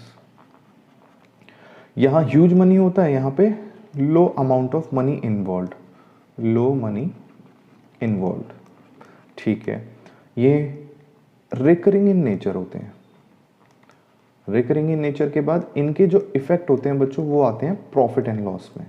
ये प्रॉफिट एंड लॉस को चेंज करते हैं, अफेक्ट करते हैं, ठीक है। अब और ब्रॉडली इसको समझने के लिए हम कैपिटल नेचर के आइटम को और ब्रेक करते हैं। सो कैपिटल नेचर के आइटम को अगर मैं ब्रेक करता हूं तो बच्चों मुझे मिलती हैं दो चीज़। वो दो चीज़ हैं, या तो कैपिटल एक्सपेंडिचर या फिर कैपिटल रिसिप्ट। सिमिलरली मैं रेवेन्यू नेचर के आइटम्स को दो पार्ट में ब्रेक करता हूं। रेवेन्यू नेचर के आइटम्स को अगर दो पार्ट में ब्रेक करूं तो मेरे को मिलेगा revenue expenses and revenue receipts. अब मैं सीधा एग्जांपल से आपको समझाऊंगा बच्चों। कैपिटल एक्सपेंडिचर का पहला एग्जांपल, परचेज ऑफ कार या फिर व्हीकल। आप खुद परचेज करो बच्चों, या फिर कोई बिजनेस परचेज करे। आपको पता है कि भाई परचेज ऑफ कार, कार खरीद ली, लॉन्ग टर्म इफेक्ट है, सालों साल चलेगी। कार हो गया, प्लांट हो गया, कोई भी फिक्स्ड एसेट हो गया। परचेज ऑफ कार की जगह अगर यहाँ फिक्स्ड एसेट भी कर दोगे तो भी एकदम सही मामला रहेगा। ह्यूज मनी इन्वॉल्व, एक गाड़ी ऑफ कोर्स बच्चों महंगी आती है। नॉन रिकरिंग मतलब हर महीने हर साल तो गाड़ी कोई नहीं खरीदता। और बैलेंस शीट में आप एसेट साइड पे इनको दिखाते हो। दूसरा एग्जाम्पल हो गया हमारे पास payment of long term loan. आपने लॉन्ग टर्म लोन की रीपेमेंट करी है, मतलब 5 लाख रुपए का लोन था जिसमें से 2 लाख आपने पे कर दिए। जब तक आप 2 लाख पे कर रहे हो बच्चों, वो इंस्टॉलमेंट्स में विद इंटरेस्ट पे होता है। लेकिन अगर आपने पूरी की पूरी टोटल पेमेंट एक साथ, आपने कहा 3 लाख बचे हैं, एक ही बारी में दे देता हूँ, तो फिर से देखो बच्चों, जब एक बारी में आप बड़ी पेमेंट कर रहे हो तो 1 लाख एक ही बारी में अपना पूरा का पूरा लोन अगर आप उतार रहे हो तो लॉन्ग टर्म ट्रांजैक्शन होगा, क्योंकि फ्यूचर में अब लोन रह नहीं पाएगा, आपको दोबारा से कोई पेमेंट इसकी नहीं करनी। ह्यूज मनी इन्वॉल्व, एक साथ लाखों रुपए चले गए। नॉन रिकरिंग, एक बार उस लोन को रीपे कर दिया, आप इंस्टॉलमेंट की तरह तो है नहीं, हर महीने आपको भरनी पड़ेगी। एंड बैलेंस शीट में इफेक्ट होगा, जो लायबिलिटी साइड पे लोन है वो अपने आप खत्म हो जाएगा, ठीक है। सो ये हो गए बच्चों हमारे कैपिटल एक्सपेंडिचर। तो कैपिटल एक्सपेंडिचर में मोस्टली आप रीपेमेंट ऑफ लोन होता है, इसको आप हल्का सा एग्जाम्पल ले सकते हो। मेन जो एग्जाम्पल है ना आपका, वो मेन एग्जाम्पल है purchase of fixed asset. Okay, so purchase of fixed asset long term भी होता है, ह्यूज मनी इन्वॉल्व भी होता है, नॉन रिकरिंग नेचर होता है और बैलेंस शीट में भी जाता है। इसके जस्ट रेसिप्रोकल, इसके जस्ट ऑपोजिट में बात करता हूँ रेवेन्यू एक्सपेंसेस की। अगर बिजनेस के लेवल पे बोलूँ तो मैं सैलरीज दे रहा हूँ। अगर आपके लेवल पे बोलूँ तो मान लो आप मोमोज खा रहे हो बच्चों।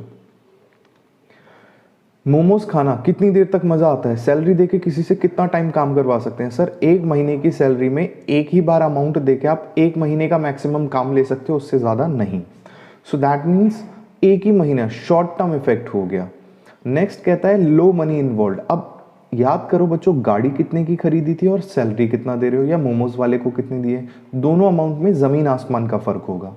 Next recurring in nature, salaries हर महीने देते हैं और मोमोज तो महीने में जाने कितने बार खा लोगे आप लोग। पी एंड एल, ये सिंपली एक्सपेंसेस होते हैं, कहाँ चले जाते हैं, प्रॉफिट एंड लॉस में, डेबिट साइड। ठीक है, और ये कहाँ गए थे बच्चों, ये गए थे बैलेंस शीट में, एसेट साइड। डन। नेक्स्ट, अब मैं बात करता हूं कैपिटल रिसिप्ट की। जस्ट ऑपोजिट कर दो बच्चों, purchase of car and vehicle, ये कैपिटल एक्सपेंडिचर था। Similarly sale of fixed asset, आपने फिक्स्ड एसेट को सेल कर दिया, वो जो प्लांट एंड मशीनरी थी, जो गाड़ी थी, उसको बेच दिया, तो ये क्या है, sale of fixed asset is a capital receipt. Similarly proceeds of loan, आपने लोन लिया, अच्छा यहां मैंने एसेट कर दिया था, ये वाली जो चीज थी ये लायबिलिटी को डिक्रीज कर रही थी और ये एसेट को इंक्रीज कर रही थी। सिमिलरली ये पी एंड एल में डेबिट होते हैं। रेवेन्यू एक्सपेंसेस हमेशा ही एक्सपेंसेस, एक मिनट, हाँ ठीक है, रेवेन्यू एक्सपेंसेस हमेशा ही एक्सपेंसेस होते हैं, हमेशा ही पी एंड एल में डेबिट होते हैं और एक्सपेंसेस को बढ़ाते हैं। वेयरएज कैपिटल एक्सपेंडिचर दो टाइप के हो सकते हैं, एसेट को खरीदना या किसी लायबिलिटी को पे ऑफ करना। प्रोसीड्स ऑफ लोन जो हुआ बच्चों, ये कैपिटल रिसिप्ट है। कैपिटल रिसिप्ट मतलब लॉन्ग टर्म के लिए ढेर सारा पैसा रिसीव करना। अब जब आप लोन लेते हैं, लोन में ढेर सारा पैसा रिसीव हो तो जाता है, तो ऑन द स्पॉट उस पर्टिकुलर टाइम में क्या हुआ बच्चों, उस पर्टिकुलर टाइम पे आपने रिसीव किया, लेकिन अब धीरे धीरे करके आपको देना भी पड़ेगा उसे। सिमिलरली रेवेन्यू रिसिप्ट की मैं बात करता हूं, तो रेवेन्यू रिसिप्ट में मेरे पास सबसे इंपॉर्टेंट आता है सेल्स, और सेल्स के अलावा याद करो बच्चों, हमने लास्ट क्लास में रेवेन्यू पढ़ा था कि रेवेन्यू होती क्या क्या है। तो सेल्स के अलावा हमने देखा था रेंट रिसीव्ड था, कमीशन आप डाल सकते हो received, royalty received, dividend received, interest received, कुछ भी रिसीव हो गया जो कि साल में एक से ज़्यादा बार, जैसे आप बैंक का इंटरेस्ट है साल में 4 बार क्रेडिट होता है, सेल्स तो डेली बेसिस पे होती है। सो किस नेचर की होती है, बार बार खुद को दोहराने वाली, मतलब रिकरिंग नेचर की। ठीक है, सो ये हो गया मेरे पास difference between capital nature and revenue nature items. क्या आपको क्लियर है capital nature, revenue nature? Okay, बहुत सिंपल है। ठीक है, अब मैं आपसे बोलता हूं कि मेरे को बताओ बच्चों, आपने यहां एग्जांपल लेके करते हैं, आपने बच्चों एक बिल्डिंग बनाई है। क्या किया आपने, बिल्डिंग बनाई, ये कैपिटल एक्सपेंडिचर है या रेवेन्यू एक्सपेंडिचर है? बोलो।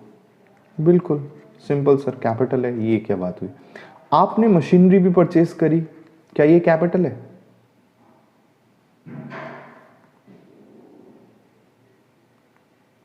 बिल्कुल, ये भी कैपिटल है। आपने बच्चों बिल्डिंग थी ना आपकी, आपने अपनी बिल्डिंग में व्हाइट वॉश करवाया, आपने सफेदी करवाई, क्या ये कैपिटल एक्सपेंडिचर है? तो ये क्या है, क्यों है रेवेन्यू एक्सपेंडिचर? अब यहीं पे मैं आपको कॉन्सेप्ट बताता हूं। जब भी बच्चों आप किसी एसेट के टर्म्स में कैपिटल एक्सपेंडिचर देख रहे हो, तो वो पर्टिकुलर एक्सपेंडिचर कैपिटल है या नहीं है, इस बात का प्रूफ तब होगा जब या तो एसेट इंक्रीज हो जाए या फिर एसेट का यूज इंक्रीज हो जाए। या तो एसेट का, लाइक बिल्डिंग आपके पास नहीं थी, एकदम से बिल्डिंग आई तो एसेट बढ़ गया। ठीक है, सिमिलरली बिल्डिंग में आपने व्हाइट वॉश कर दिया तो क्या कमरे बड़े हो गए आपके? व्हाइट वॉश के बाद बिल्डिंग तो उतनी की उतनी है, उतने ही अमाउंट की रहेगी। सो ना ही तो बिल्डिंग इंक्रीज हुई, ना ही उसका यूज इंक्रीज हुआ। बट मैं कहता हूं कि आपकी मशीनरी थी, आपने इस मशीनरी में ना एक नया इक्विपमेंट लगा दिया। अच्छा एक और चीज, अगर मैं कहता इस मशीन के आपने रिपेयर्स किए, तो रिपेयर्स कैसा एक्सपेंस होता? रिपेयर्स होता रेवेन्यू एक्सपेंस। लेकिन मैं कहता हूं इस मशीनरी में आपने एक नया इक्विपमेंट ऐड किया, जिससे जो इसकी प्रोडक्शन एफिशिएंसी है वो फिर से 100% बढ़ जाएगी। तो अब बताओ, ये जो नया इक्विपमेंट लगा है, इसकी कॉस्ट कैपिटलाइज होगी या रेवेन्यू नेचर की होगी?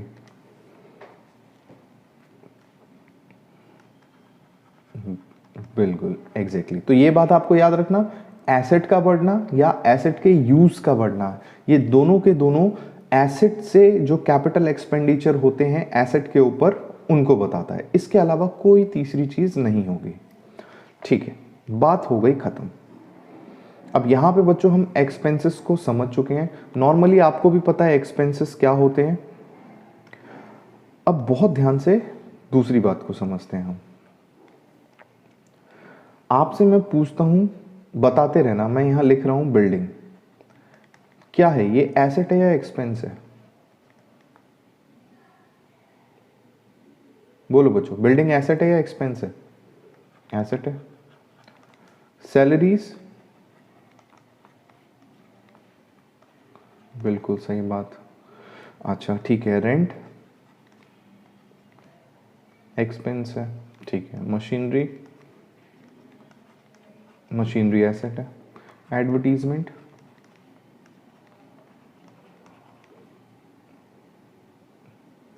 किसने बोला डेफर्ड रेवेन्यू? मतलब पढ़ रखा है कि डेफर्ड रेवेन्यू होता है। नॉर्मली एडवर्टीजमेंट क्या होता है? Advertisement is an expense. ठीक है, आगे पीछे जो आपने पढ़ा है ना वो ठीक है, उस बात पे हम आएंगे, लेकिन आपने उसे पूरा लॉजिक के साथ नहीं पढ़ा है। सो एडवर्टीजमेंट सिंपली एक्सपेंस ही होता है, जिस तरीके से सैलरीज रेंट एक्सपेंस होता है। सिमिलरली आपने इंटरेस्ट पे किया है तो ये भी क्या हुआ, this is also an expense. ठीक है, तो अपने को सिंपल सी बात ये पता है कि भाई एक्सपेंस कैसा भी हो प्रॉफिट एंड लॉस के डेबिट साइड पे जाएगा, एसेट कैसा भी हो वो बैलेंस शीट में एसेट साइड पे जाएगा। ठीक है, अब ये तो बहुत नॉर्मल सी बात है। तो बच्चों कभी कभी ना आपको पता है एक्सपेंसेस हमेशा ही किस नेचर के होंगे? Expenses are always of revenue nature. अब इसमें तो कोई दो राहें नहीं है, इसमें तो कोई डिलेमा है नहीं कि सर नहीं एक्सपेंसेस तो एसेट भी हो सकते हैं। लेकिन कभी कभी समटाइम्स, कभी कभी बच्चों कुछ एक्सपेंसेस होते हैं ना, इस एक्सपेंस में कुछ नेचर रेवेन्यू का भी आ जाता है और कुछ नेचर कैपिटल का भी आ जाता है। दैट मीन्स दोनों के दोनों ही नेचर इस एक्सपेंस में इन्वॉल्व होते हैं। नॉर्मली याद रखना बच्चों, समटाइम्स मैंने कहा कभी कभी किसी एक्सपेंस में, और अगर मैं बात कर रहा हूं, मैं बोल रहा हूं एक्सपेंस, तो एक्सपेंस का मतलब आप यही समझना कि एक्सपेंस कैसा भी हो, नेचर बदल भी जाए, रहेगा तो P&L का ही आइटम। सो अब हम बात करते हैं डेफर्ड रेवेन्यू एक्सपेंडिचर की। डेफर्ड रेवेन्यू एक्सपेंडिचर, पहले तो हम इसकी डेफिनेशन पढ़ते हैं। डेफर्ड रेवेन्यू नेचर आइटम्स की या एक्सपेंसेस की जो डेफिनेशन है वो है, इट इज रेवेन्यू एक्सपेंडिचर।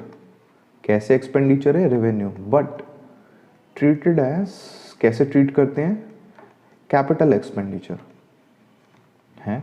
अब ये क्या बात हुई? अब आपको पता है बच्चों, जब एक्सपेंस लिखा है एंड रेवेन्यू एक्सपेंस लिखा है तो उसका नेचर तो बिल्कुल रेवेन्यू का ही है, लेकिन उसको ट्रीटमेंट कैसे मिल रही है? उसको ट्रीटमेंट मिल रही है कैपिटल एक्सपेंडिचर की।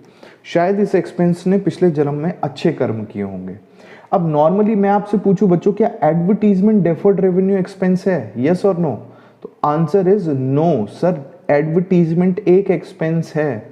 क्या सैलरी एक एक्सपेंस है या डेफर्ड रेवेन्यू एक्सपेंस है? तो सर सैलरी हमेशा एक एक्सपेंस है। डिपेंड करता है, कभी कभी सर्टेन कंडीशन में सैलरी भी कभी हम डेफर्ड रेवेन्यू एक्सपेंडिचर बना सकते हैं और एसेट में डाल सकते हैं। एडवर्टीजमेंट को भी हम कभी एसेट में डाल सकते हैं डिपेंडिंग ऑन सर्टेन सिचुएशन।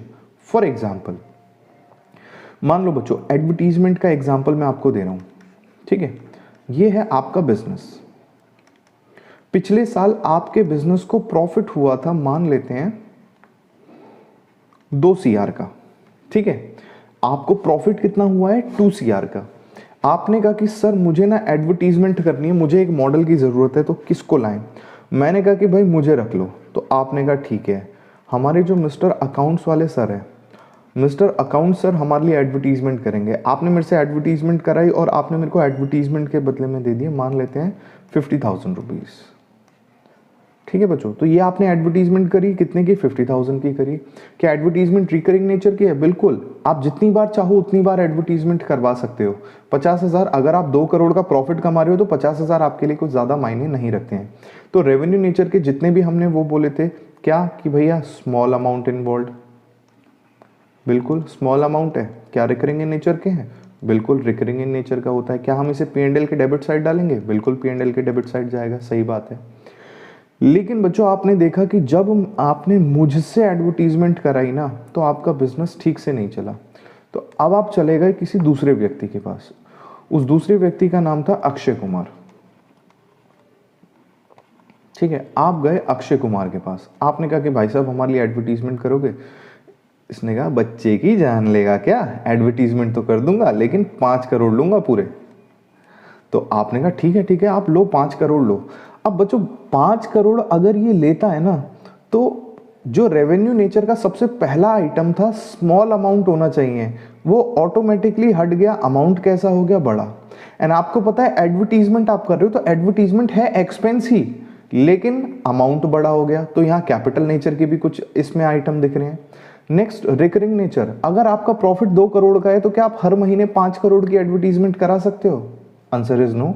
अब एक्सपेंस होते हुए भी बच्चों ये नॉन रिकरिंग इन नेचर हो गया, और इसी वजह से इन दोनों चीजों की वजह से इसमें कुछ कैपिटल नेचर की भी ट्रीटमेंट आ गई।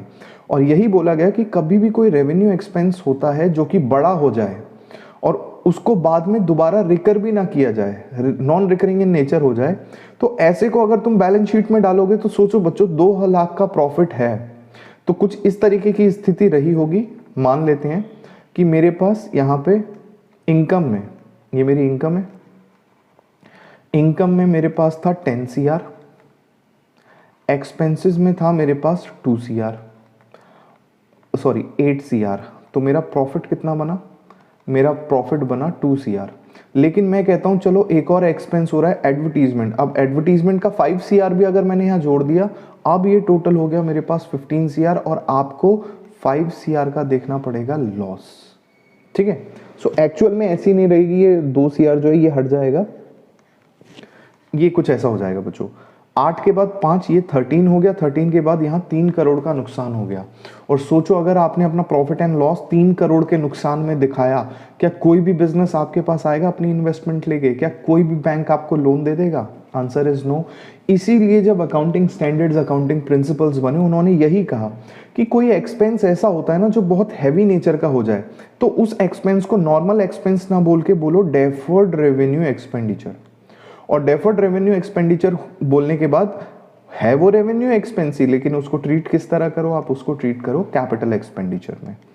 सो कैपिटल एक्सपेंडिचर में ट्रीट करने का मतलब है कि नॉर्मली अगर मैं एडवर्टीजमेंट करता तो एडवर्टीजमेंट P&L में ही डेबिट होता, लेकिन क्योंकि अब आप अक्षय कुमार से कहवा रहे हो तो आप P&L में डेबिट करने की जगह इसको बैलेंस शीट के एसेट साइड में डाल दोगे।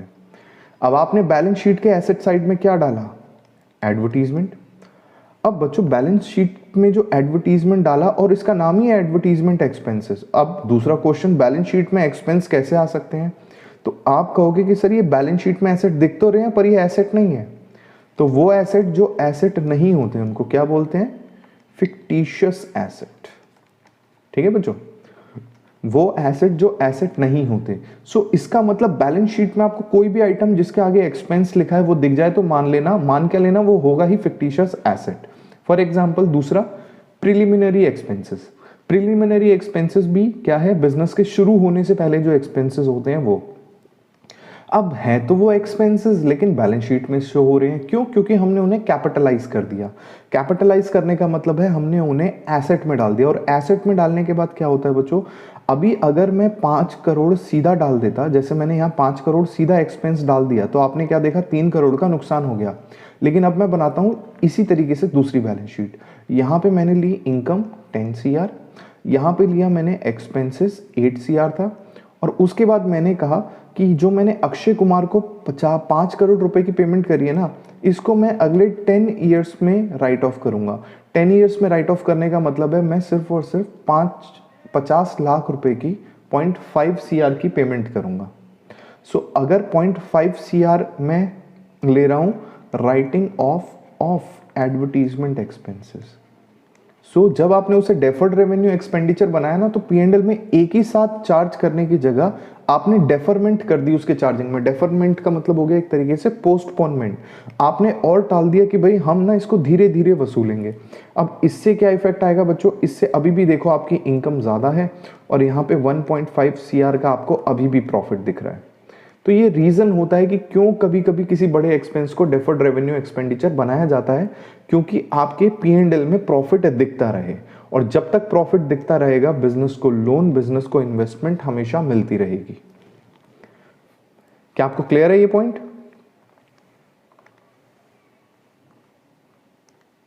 ठीक है, तो इसी से अपने को क्या पता चला, इसी से हमें पता चला कि फिक्टिशियस एसेट ही डेफर्ड रेवेन्यू एक्सपेंडिचर होते हैं।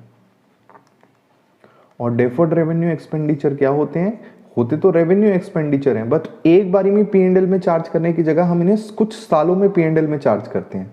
लेकिन कुछ ईयर्स में अगर P&L में चार्ज करना है तो उसके लिए बेस्ट तरीका क्या है, उसको एक एसेट बना दो। और एसेट बना देते हैं बट वो एक्चुअल में एसेट होता नहीं है, इसीलिए उसको हम बोलते हैं फिक्टिशियस एसेट। बात होती है खत्म। ठीक है, अब चलते हैं बच्चों आगे। बाकी ये जो टर्म्स है आप एक बार देख लेना, आपको क्लियर हो जाएगा। और देखते हैं हमारे पास क्या है।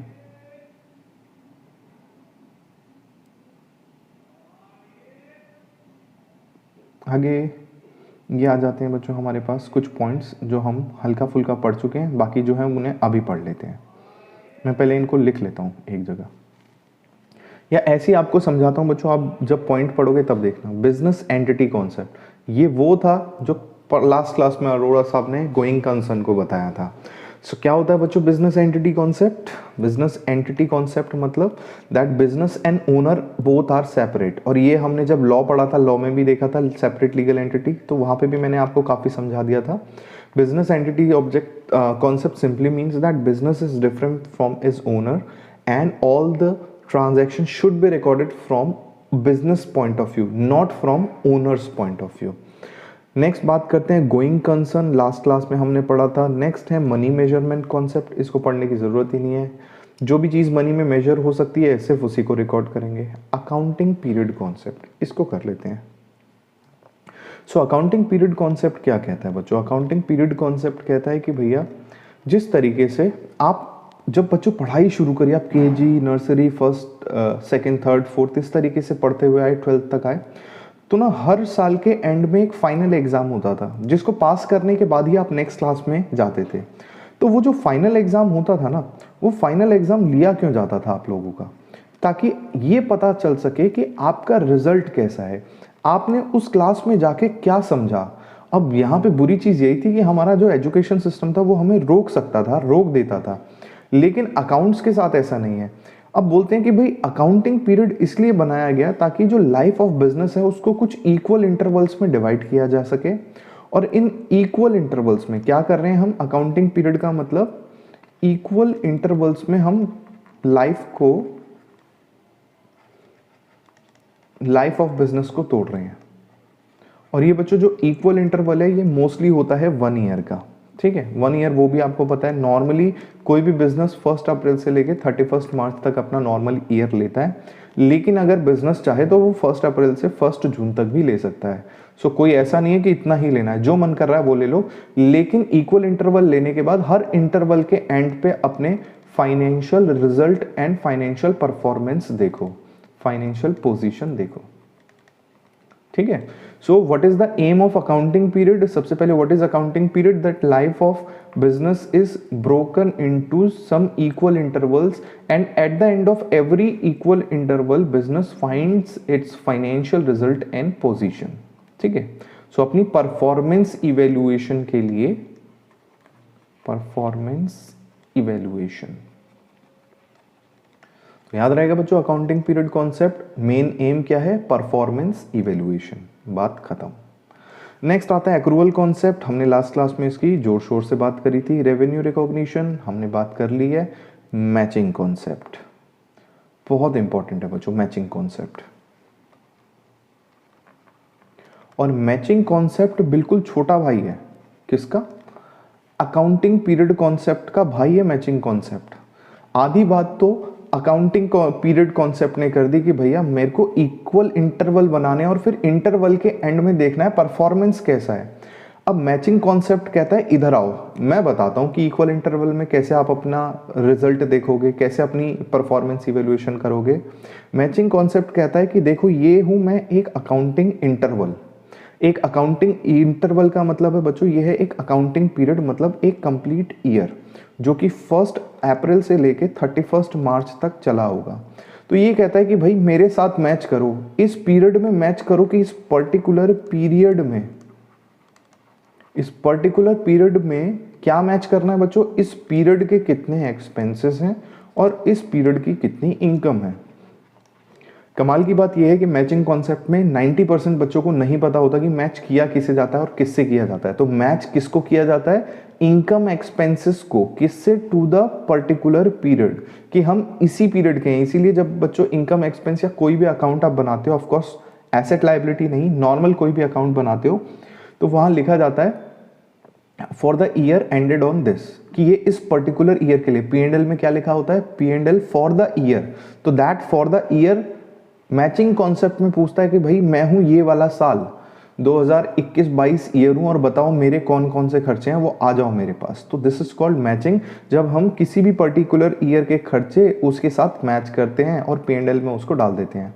और क्या रीजन होता है इसका बच्चों, इसका रीजन होता है ताकि मुझे उस पर्टिकुलर ईयर का प्रॉफिट या लॉस पता चल जाए। P&L मैंने लिखा है P/L होता है, प्रॉफिट या लॉस मुझे पता चल जाए। ठीक है, ओके, बात खत्म। Next, full disclosure concept. अब फुल डिस्क्लोजर कॉन्सेप्ट को कुछ इस तरीके से समझो बच्चों, जब शादी होती है ना, तो शादी से पहले जो लड़की के घर वाले होते हैं, लड़के के, ऑफकोर्स दोनों ही काफ़ी एक दूसरे फैमिली से बहुत ज़्यादा पूछताछ करते हैं कि भैया लड़का कैसा है, क्या है।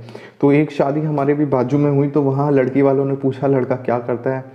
उन्होंने कहा लड़का, देखो हमारा लड़का सुबह 4 बजे उठ जाता है और मेहनत करना शुरू कर देता है और एडमिन में काम है इसका, एडमिन में है कुछ। तो लड़की वालों ने शादी कर दी और बाद में पता चला कि भाई लड़का जल्दी इसलिए उठता था क्योंकि सुबह उसका न्यूज़पेपर फेंकने का काम था और एडमिन कुछ व्हाट्सएप के ग्रुप्स में था। तो क्या हुआ, किस वजह से ये सारी गड़बड़ हुई बच्चों, ये गड़बड़ हुई क्योंकि फुल डिस्क्लोजर नहीं था।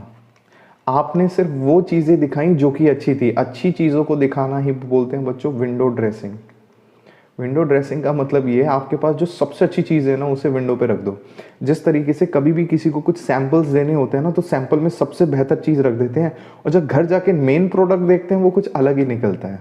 ठीक है, ऐसा ऑनलाइन शॉपिंग में बहुत होता है कि जब आप कोई चीज़ मंगवा रहे हो तो वो कुछ अलग ही होती है, लेकिन जब आपके पास आती है तो वो अलग ही आपको मिलता है, बेकार या चीप क्वालिटी की चीज़ मिल जाती है। तो वो विंडो ड्रेसिंग की वजह से होता है। और विंडो ड्रेसिंग के अलावा जो दूसरी चीज़ होती है वो होता है लैक ऑफ फुल डिस्क्लोजर। वो कभी भी फुल डिस्क्लोजर नहीं करते।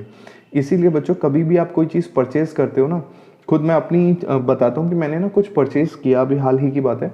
मैं एक टी शर्ट और लोअर परचेज कर रहा था, तो जब मैंने फ़ोटो देखी तो फोटो में क्या था कि एक जो मॉडल था उसने टी शर्ट लोअर दोनों पहन रखी थी, लेकिन जब मैंने परचेज करी मेरे पास सिर्फ टी शर्ट आया। और ना उसमें जब पूरा पेज मैंने सबसे नीचे किया, वहाँ सबसे नीचे छोटा छोटा लिखा था टी शर्ट ओनली, जो कि मैंने पहले नहीं देखा था। और ये ऑफकोर्स फुल डिस्क्लोजर उनका था, लेकिन तरीका सही नहीं था। खैर, तो जब बच्चों अकाउंटिंग की जाती है ना, तो अकाउंटिंग में बोला जाता है कि भैया आपके फाइनेंशियल स्टेटमेंट्स या फाइनेंशियल डेटा देख के अगर कोई भी डिसीजन मेकिंग कर रहा है तो उस डिसीजन मेकर का डिसीजन गलत ना हो, इसके लिए आप क्या करें, आप फुल डिस्क्लोजर करें। आपके पास जितनी भी चीज़ें हो सकती हैं, जैसी वो चीज़ें हैं वैसा ही उसको दिखाएं। अगर आपको लॉस है तो लॉस दिखाएं, आपके एक्सपेंसेस ज़्यादा है तो वैसा ही दिखाएं। कभी भी किसी चीज़ को टेढ़ा ना करें या उसके साथ छेड़छाड़ ना करें, क्योंकि अगर आपने फुल डिस्क्लोजर नहीं किया, फुल डिस्क्लोजर का मतलब है बच्चों आपने सारी की सारी इंफॉर्मेशन नहीं दी। तो याद रखना, सारी इंफॉर्मेशन आप किसी को कभी दे भी नहीं सकते।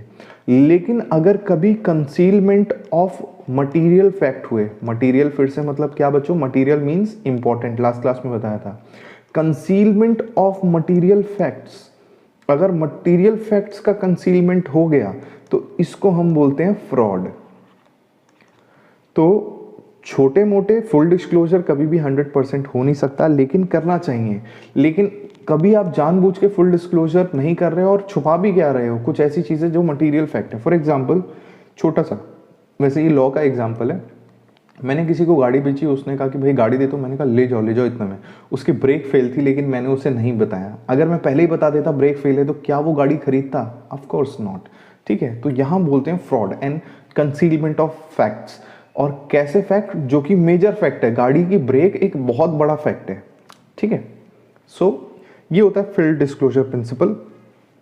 Once again, what is full disclosure principal?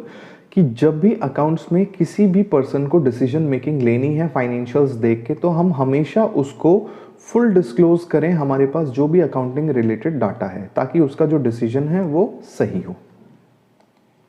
ठीक है, नेक्स्ट आता है बच्चों डुअल एस्पेक्ट। ये भी हमने जब कल डुअल एंट्री कर रही थी कि हर एक चीज़ के डेबिट क्रेडिट दो इफेक्ट होते हैं, वो सब। वेरीफाइबल ऑब्जेक्टिव, वेरीफाइबल ऑब्जेक्टिव कहता है कि भाई आप जो भी ट्रांजैक्शन कर रहे हो, आप हर एक ट्रांजैक्शन के एविडेंसेस भी बना के चलो। जैसे जब हम सेल करते हैं, तो सेल आप कुछ भी परचेस करके लाते हो तो आपको एक सेल इनवॉइस मिलती है, ताकि पता चले कि सेल एग्जैक्टली कितनी हुई है। इसी तरीके से जब हम परचेस करते हैं, कोई भी काम कर रहे हैं, तो हर चीज़ का हम बिल लेते हैं। पेमेंट आती है, कोई पेमेंट कर रहे हैं, तो उसके अगेंस्ट हम बिल मांग लेते हैं या इनवॉइस जनरेट कर लेते हैं, रिसिप्ट जनरेट कर लेते हैं, ताकि हमें अपने फ्यूचर के लिए पता रहे। लाइक मान लो बच्चों, आपने मुझे फीस दी, आप आए मेरे पास, आपने मुझे कैश में फीस दी, और फीस देने के बाद मैंने आपके पेरेंट्स को फ़ोन कर दिया, मैंने कहा देखिए आपके बच्चे ने तो फीस ही नहीं दी। अच्छा, मैं ऐसा करूँगा नहीं। ठीक है, ये एग्जाम्पल है। तो आपके बच्चे ने तो फीस दी नहीं, तो आपके पास तो कोई सबूत होगा नहीं। इसीलिए जब आप मुझे फीस देने आओगे सिर्फ और सिर्फ कैश में, क्योंकि ऑनलाइन ट्रांजैक्शन में सारे रिकॉर्ड्स होते हैं, जब आप मेरे को फीस देने आओगे कैश में, तो आप कहोगे कि सर मेरे को एक रिसिप्ट भी दे दो, फी रिसिप्ट भी दे दो, ताकि मेरे पास एक एविडेंस रहे। अब मैं कहूँगा मेरे पे भरोसा नहीं है, तो आप कहोगे सर भरोसा अपनी जगह है, एविडेंसेस अपनी जगह है। सो बी लॉजिकल, भरोसा अलग चीज़ होती है और वो अलग चीज़ होता है। Next, historical cost concept. हाँ, दिस इज ऑल्सो बच्चों वेरी इंपॉर्टेंट कॉन्सेप्ट, जो कि हमने अभी तक नहीं पढ़ा है। अच्छा, वैसे कल थोड़ा सा इसके बारे में हम जान लिया। हिस्टोरिकल कॉस्ट कॉन्सेप्ट, हाँ, अकाउंटिंग स्टैंडर्ड 10 जब हमने पढ़ा था तब हमने पढ़ लिया था। हिस्टोरिकल कॉस्ट कॉन्सेप्ट क्या होता है?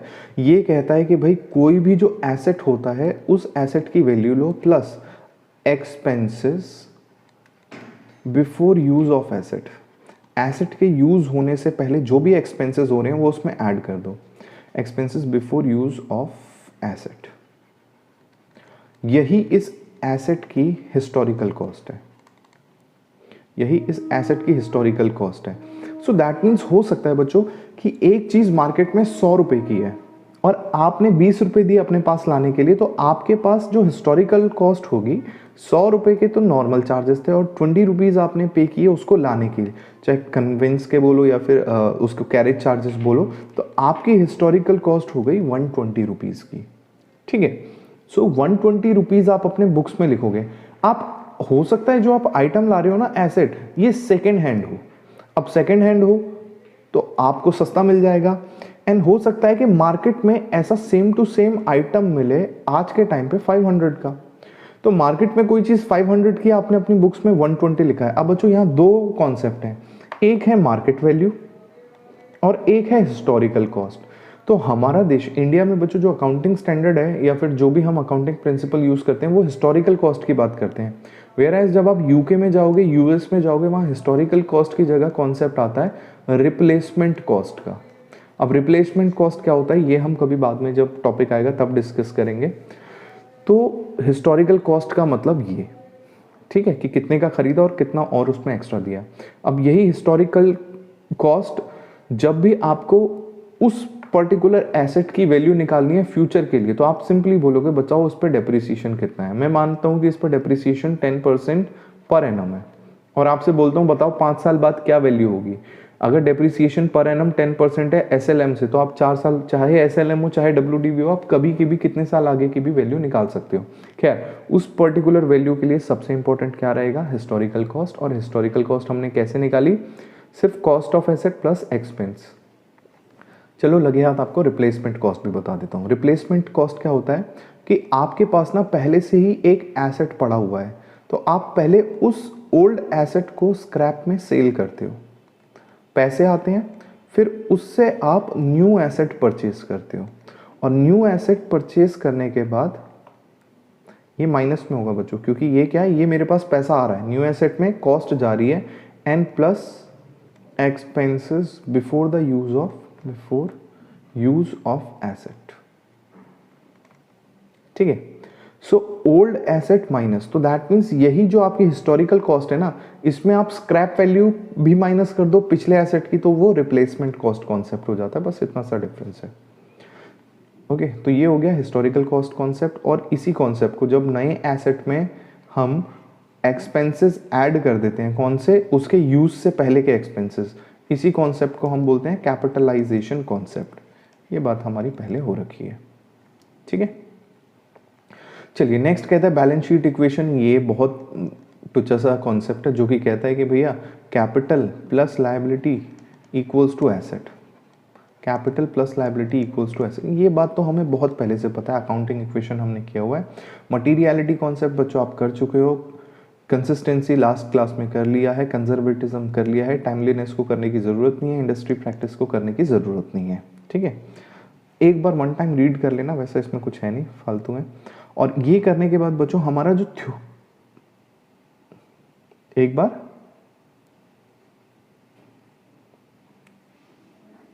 ओके अभी समझाता हूँ।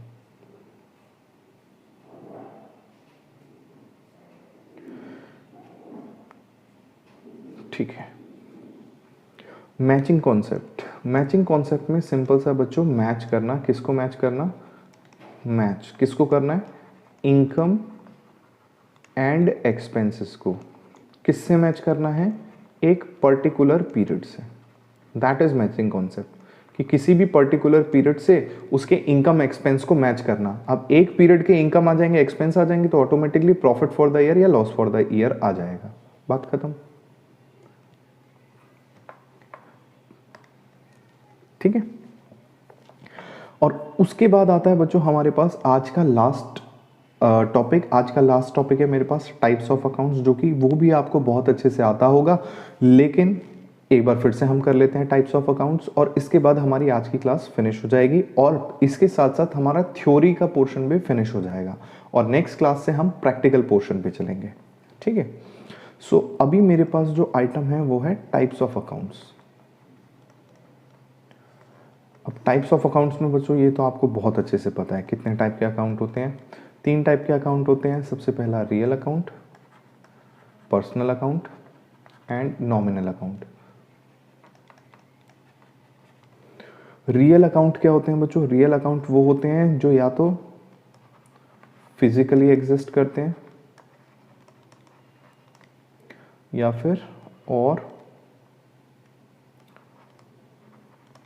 Which has some value.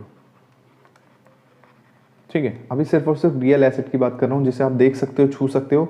अगर देख छू नहीं सकते तो उसकी कुछ ना कुछ वैल्यू तो जरूर है जो कि आपको फायदा देती है। ठीक है, सो रियल में आ जाते हैं हमारे पास सारे के सारे एसेट्स।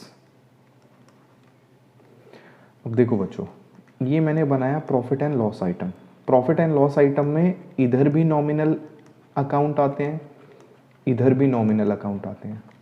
बैलेंस शीट की बात करें, बैलेंस शीट में मोस्टली एसेट की साइड पे रियल आते हैं एंड पर्सनल भी आते हैं। पर्सनल में कौन कौन आ जाएगा, पर्सनल में आ जाएगा यहाँ डेटर्स एंड बैंक। यहाँ बच्चों सारे के सारे पर्सनल आते हैं, जैसे owners capital, bank loan, creditors, outstanding salary. ये बात याद रखनी है बच्चों आपको कि सैलरी एक नॉमिनल आइटम होता है, P&L में जाता है, लेकिन आउटस्टैंडिंग सैलरी एक पर्सन या कुछ लोगों की आउटस्टैंडिंग सैलरी होती है, तो इसीलिए वो पर्सनल नेचर की हो जाती है। ठीक है, similarly advance salary, advance salary asset side आ गया, एंड एडवांस सैलरी क्या हो गया बच्चों, ये दोनों पर्सनल नेचर के हो गए। ठीक है, सो पर्सनल नेचर में कहता है सारे के सारे एसेट्स जिनको हम फिजिकली देख सकते हैं, जो फिजिकली होते हैं या फिर जिनकी वैल्यू होती है। जिनकी वैल्यू होती है उसके लिए तो आ गया बच्चों मेरे पास गुडविल, और फिजिकल के लिए आपको पता है मशीनरी आ गया, प्लांट आ गया, फर्नीचर आ गया, एटसेट्रा, सारे के सारे। उसके बाद एक जनरल रूल कहते हैं हम, अकाउंटिंग का एक रूल है, debit what comes in and credit what goes out. ये सुना होगा बच्चों आपने, debit what comes in and credit what goes out. ठीक है, अब सवाल ये कि इसके लिए जो गोल्डन रूल है, वो जो गोल्डन रूल जब आप बेसिक्स अकाउंट्स पढ़ते हैं तब के लिए इंपॉर्टेंट है। अगर आपको जर्नल एंट्री का कॉन्सेप्ट समझ आ गया तो फिर ये आपके लिए उतना यूज़ का नहीं है, मतलब ये आपको पहले ही अच्छे से आता है।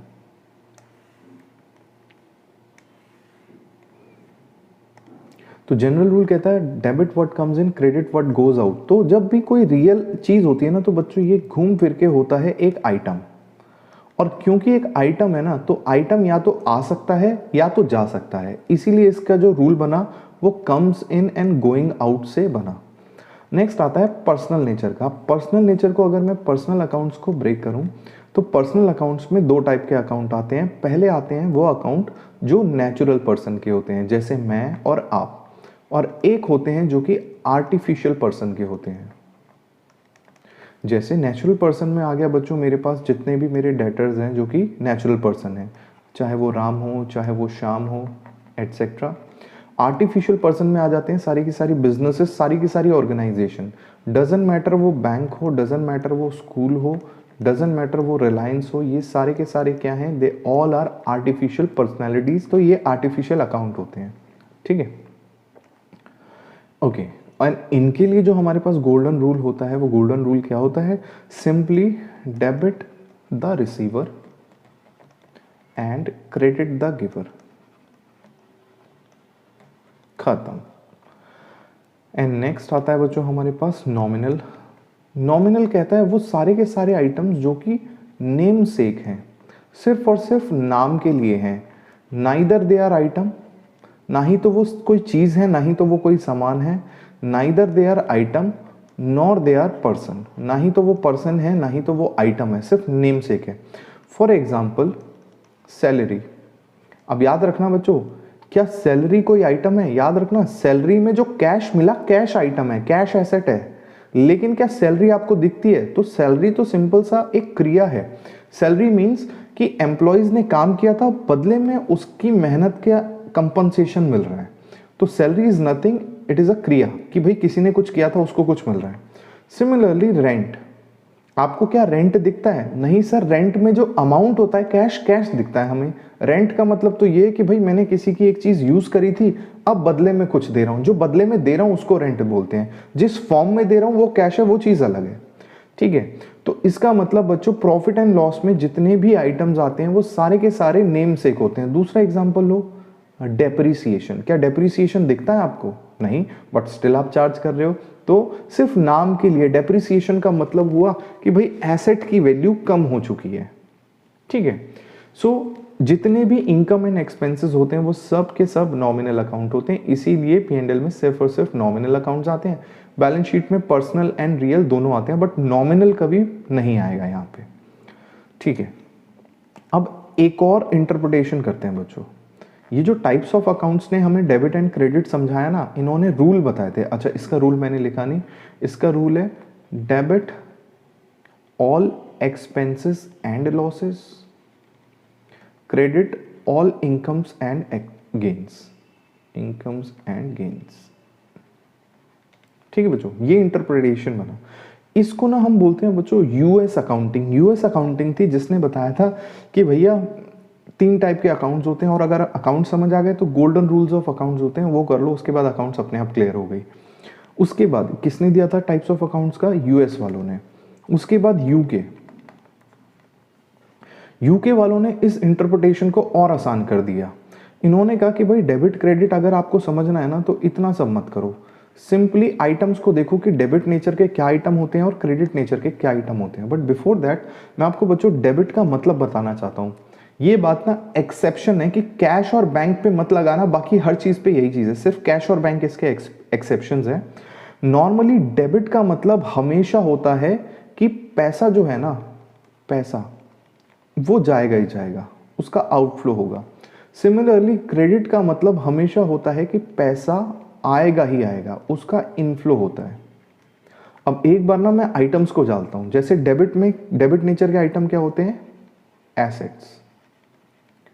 जितने भी एसेट्स हैं बच्चों, जब एसेट्स, याद रखना डेबिट मतलब एसेट, तो आप बोलोगे सर एसेट आएगा, और अगर एसेट जाएगा तो पैसा, सॉरी एसेट आएगा तो पैसा जाएगा, that is why asset is of debit nature.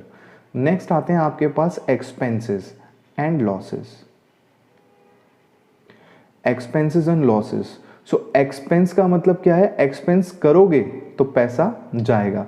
So debit nature का आइटम कभी भी होता है सिर्फ कैश और बैंक के अलावा। सो डेबिट आइटम का मतलब ये है कि पैसा जा ही रहा होगा फॉर श्योर, और उसके बदले में कुछ ना कुछ मिलेगा। सो डेबिट का मतलब होता है पैसा आउटफ्लो होगा, और आउटफ्लो होने के बाद वो आपको एक बेनिफिट दे देगा। ठीक है, जब भी आप पैसा किसी को देते हो तो बदले में कुछ बेनिफिट मिलता है। अगर वो बेनिफिट शॉर्ट टर्म का है तो वो एक्सपेंसेस है, अगर वो बेनिफिट लॉन्ग टर्म का है तो वो एसेट है। तो याद रखना बच्चों, डेबिट में हमेशा डेबिट मीन्स पैसा देना और पैसे के बदले एक बेनिफिट लेना। That benefit may be short term और लॉन्ग टर्म।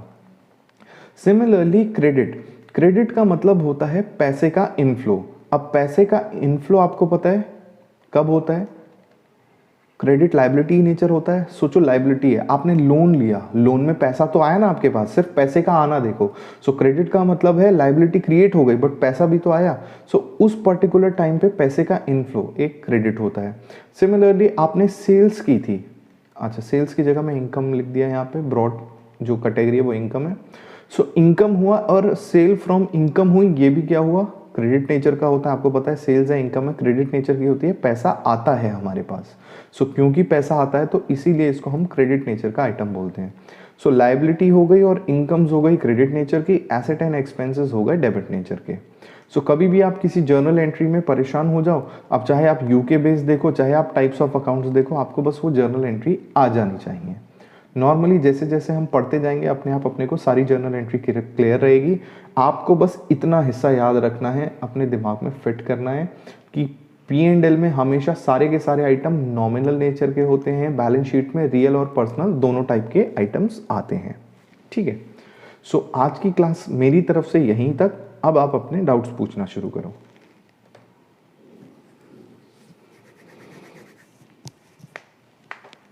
पूछो।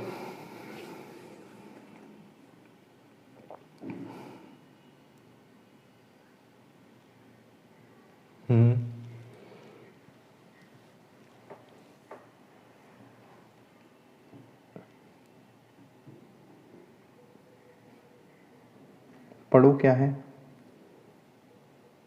एक काम करो, ठीक है, ये पर्सनल डाउट है, मैं बता देता हूँ, सुनो। It is an irrelevant doubt, तो ऐसा करो, इसको आप मेरे को पर्सनली करना, मेरे को इसका व्हाट्सएप कर दो, फिर मैं आपको पर्सनली उसको समझा दूंगा। ठीक है, ठीक है, फिर आज की क्लास हमें, ठीक है अनस, क्लियर है सब? ठीक है, तो आज की क्लास हम यहीं एंड करते हैं। इसको अच्छे से रिवाइज कर लेना, थ्योरी है, बहुत इंपॉर्टेंट है एग्जाम पॉइंट ऑफ व्यू से। एंड आपका बेस सिर्फ यही 2 क्लास थी जो आपका बेस बनाने के लिए थी। अब आगे हम जो भी करेंगे वो आगे बढ़ने के लिए करेंगे। ठीक है बच्चों, so bye bye, have a good day.